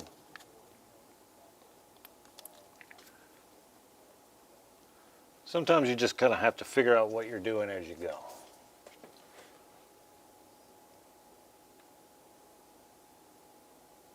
So we're going to lay in some purple on this first, just to kind of build in our shadows, just like we did before. Build those shadows, and then grab some of that gray.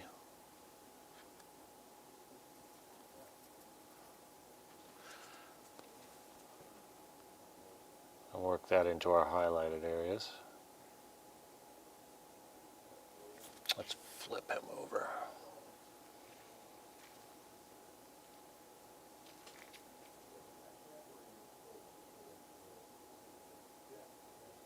We're just going to pull that highlight.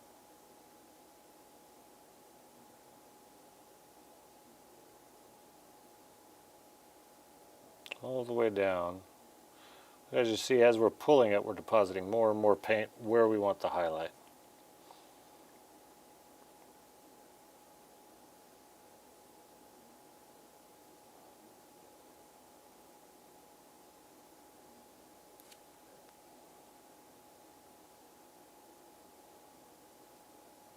Man, that makes me want to make that shirt a different color, huh?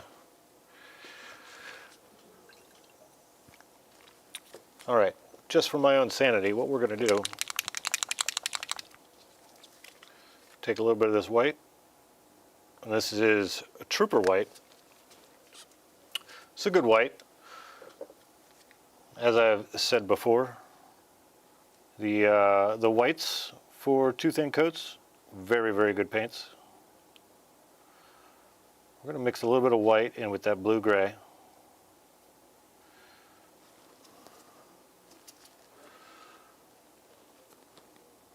This is a uniform, so I think it'll be all right if a lot of this stuff kind of matches here.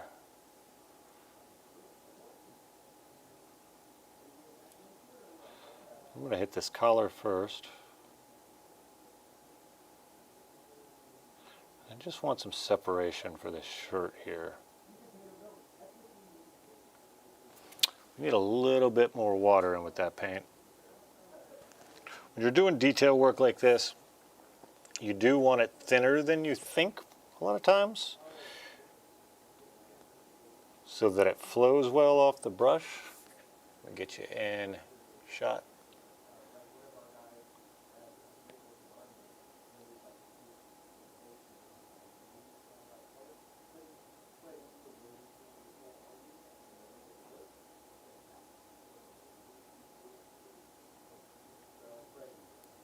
Very carefully here.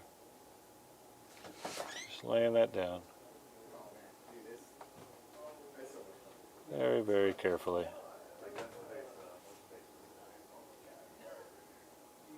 And we're going to go ahead, since we've got this color mix now, let's go ahead and add a few highlights to some of these gray areas to really punch up that gray.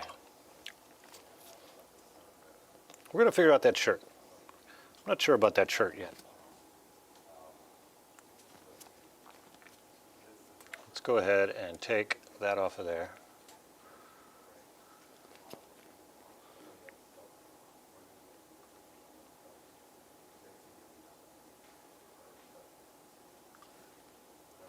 we're just very carefully adding some edge highlights to some of these areas. Need a little bit more water again. That is the trick of working with white paints. They are thicker paints, so they will go drier on you rather quickly.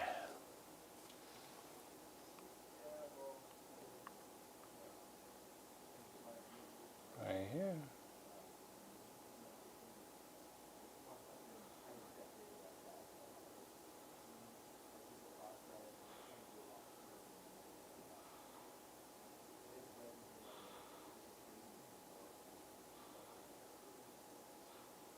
That's right.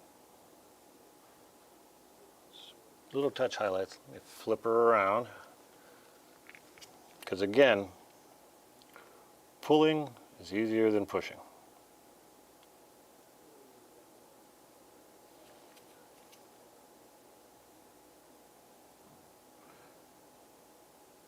Very light touches here, very light touches.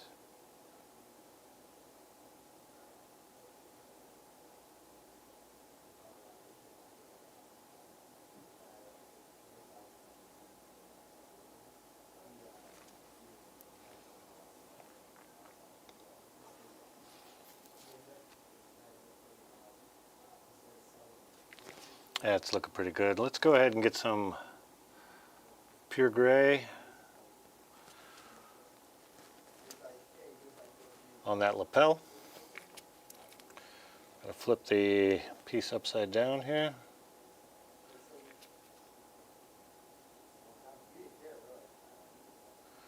I'm just going to pull towards the highlight.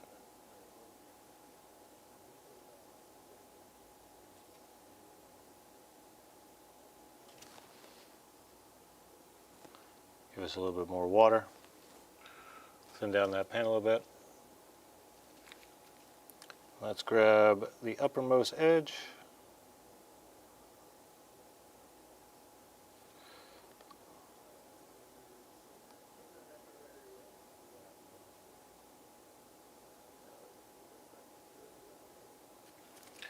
And the lowermost edge when it comes to this lapel here.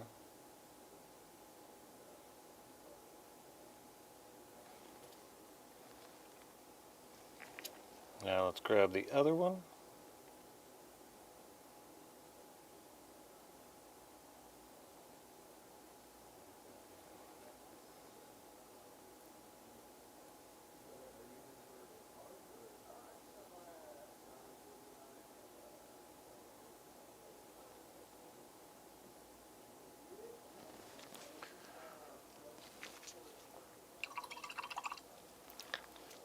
It's not looking bad. We need to lighten up this little shadow that's right underneath there. I'll show you guys in just a second.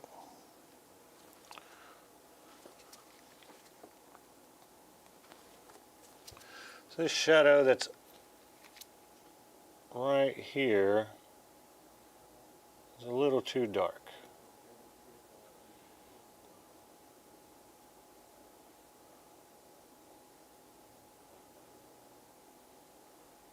We're going to darken up there, lighten up there, darken in here.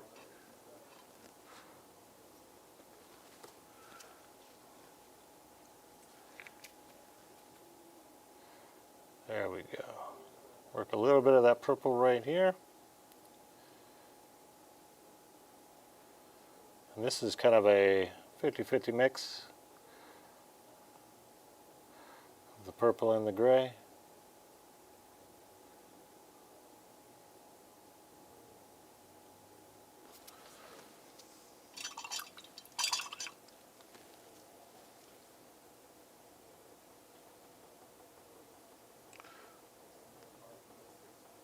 It's not bad. It's okay. It's okay.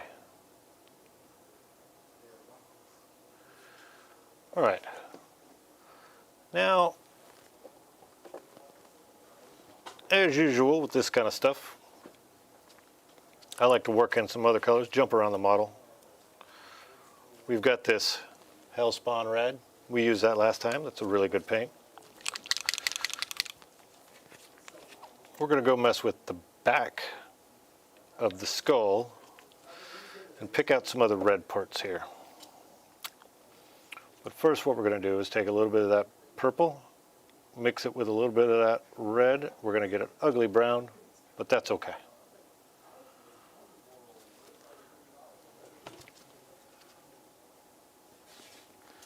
So I'm going exactly opposite here.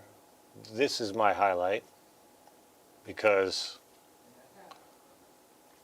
I want it exactly opposite from where I'm going to do that OSL next time. So let's go ahead and start with the head. Our highlight's going to go right about here. Now this color is going to end up over most of this red part.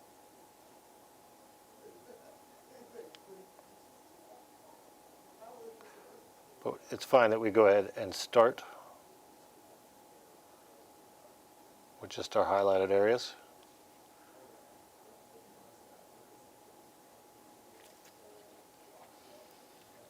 Let's go ahead and grab them this way. And now I'm just going to pull into where I want my highlights.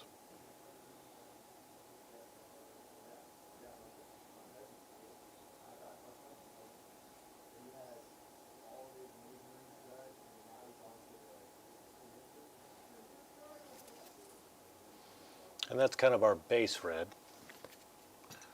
So now I'm going to go ahead and grab the pure red and make a pretty big jump.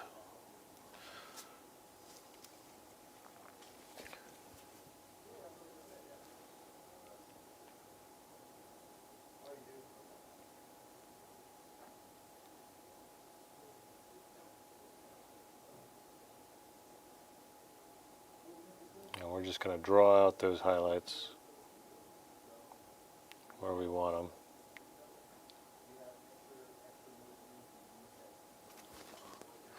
I'm going to try to get a fairly opaque layer right here.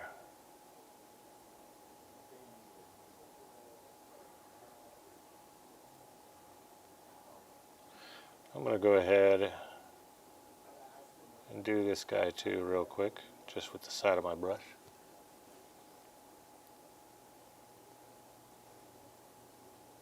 Sort of like dry brushing hair. If we need to redefine the details, we can always do a pin wash afterwards. And of course, anywhere we screw up,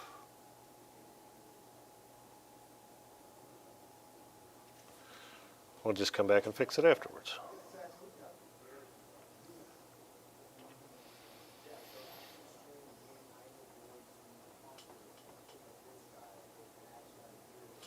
All right, so I'm starting to get an idea of like where that OSL needs to be and how I want to work this red in there. So we can start creeping that highlight of that red into that area where we know there's going to be blue. So I'm still going to go with a mix between the purple and the red, but this mix leans more onto the red, so you get less of that brown kind of look to it. And so we're just going to go to the back here and start pulling. Oop, we need a little more water.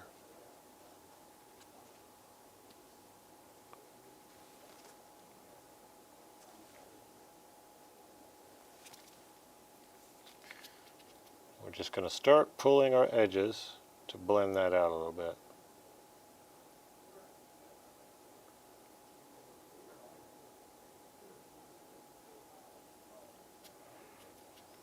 Ooh.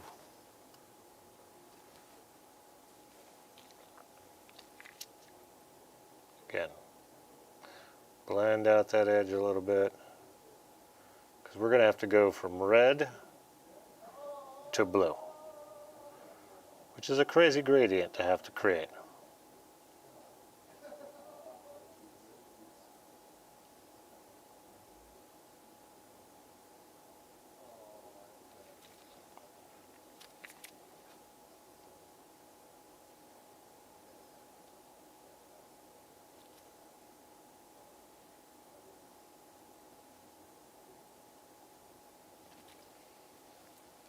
All right, I'm going to flip them over.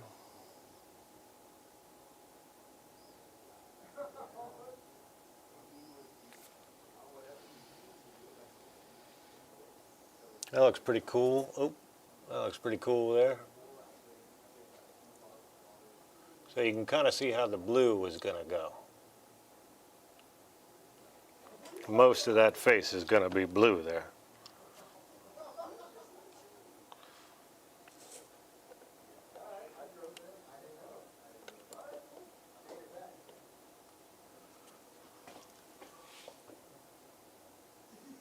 That's where we're at so far here.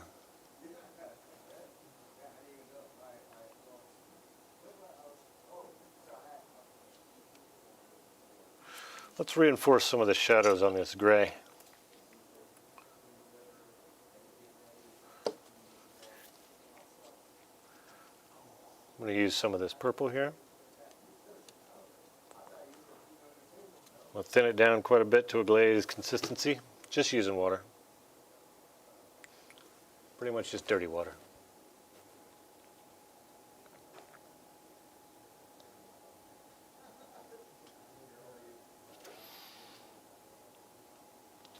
And I'm going to come in and I'm just going to paint this shirt purple for right now, because it is bugging the crap out of me.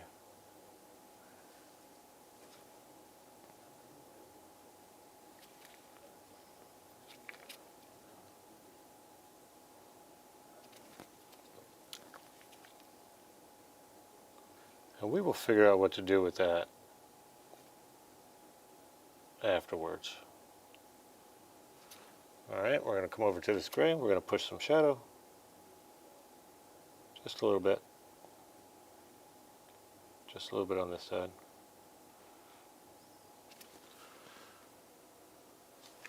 And let's grab some more of that pure. This is a little bit thicker because I want to create a line right here.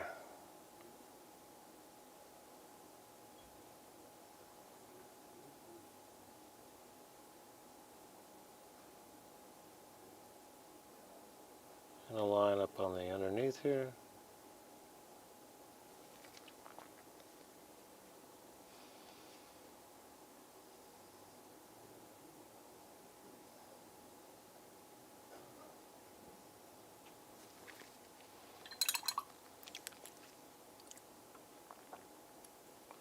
All right. Now I want to do, I was originally thinking about doing this back part here red. Now I'm not 100% sure.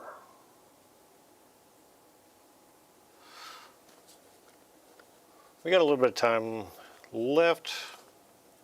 I think what I'm going to do is this last few minutes, we're going to come back and finish this guy later on. But I'm going to lay down a little bit of these browns on the leather for the belt and stuff like that. And then we're probably going to revisit this guy another time.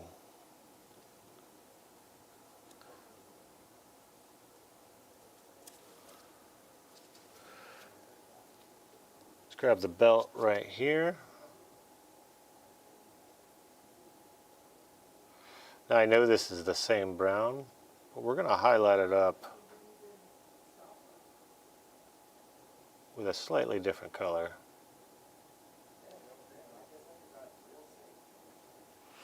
We can do the same thing with the brown on the jacket.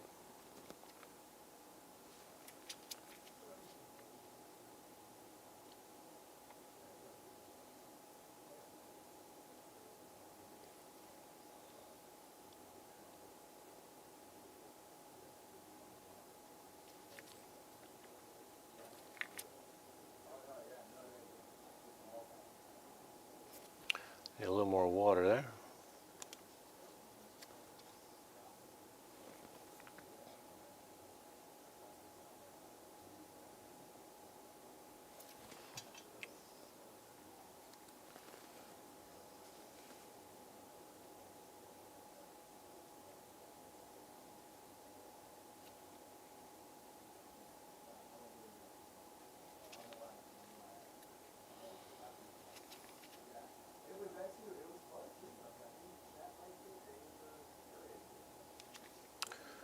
we go.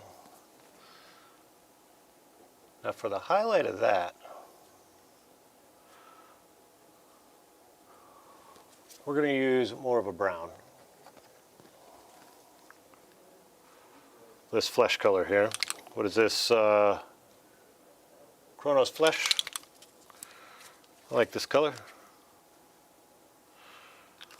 And this is not as yellow, so it'll give us kind of a different feel. We're also going to mix that in there with the brown we had before we apply it.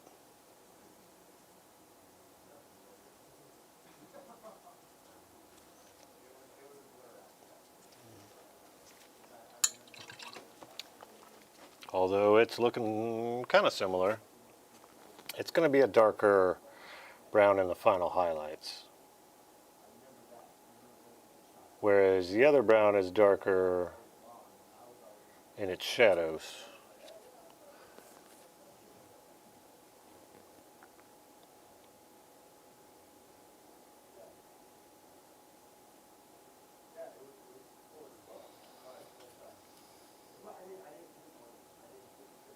Just throw it a little bit on the edges here to get us started. Oop, you know what? We're going to go ahead and take that off of there.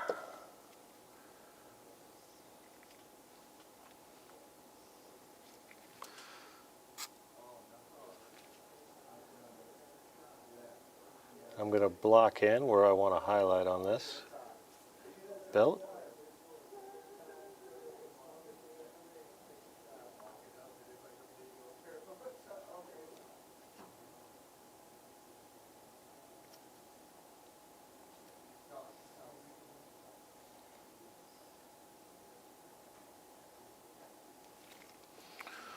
All right, we'll just add a little bit more of the flesh color in there.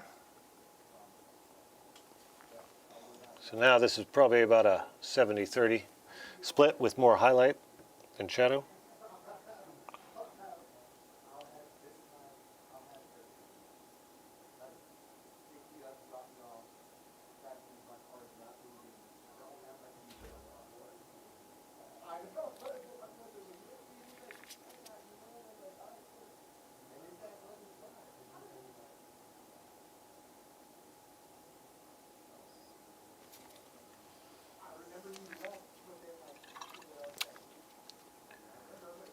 Add a little more water to that color.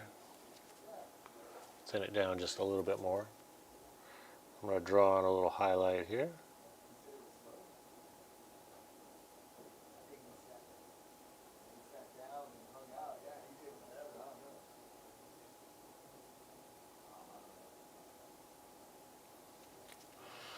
Now this little part right over here.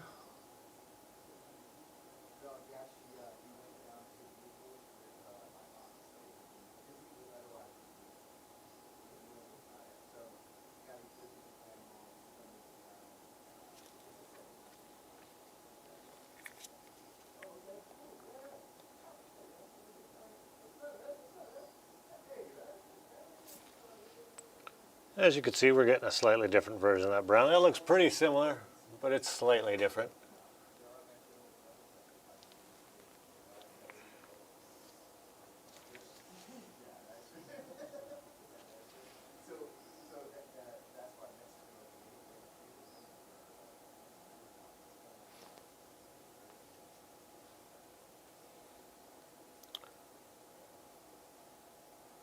Adding a little highlight here.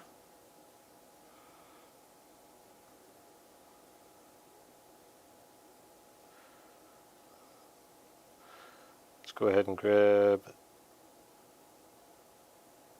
this guy down here.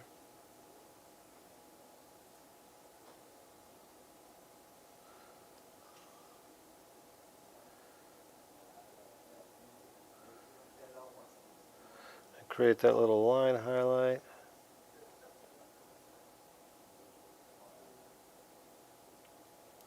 Just some little stipple marks.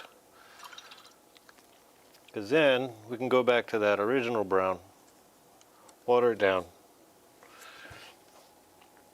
and blend that in a little bit. Same thing over here. We're going to now take that watered down to the original.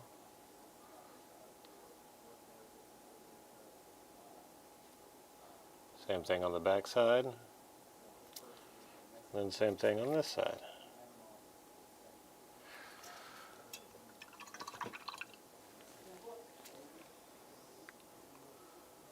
So, looking at this guy, we got a long way to go. This was a little bit trickier of a model than I expected, to be absolutely honest with everybody. But we're going to work on this again. Maybe not the next video, but I'm going to hold off on this model and come back to him on stream here. And, you know, we're going to show off the OSL. I think we'll tackle that, because once that's done, that'll give us a better idea of where we need to go from there. All right, well, I thank you guys for coming out. Super awesome of you. I appreciate it. And we will catch you guys next time.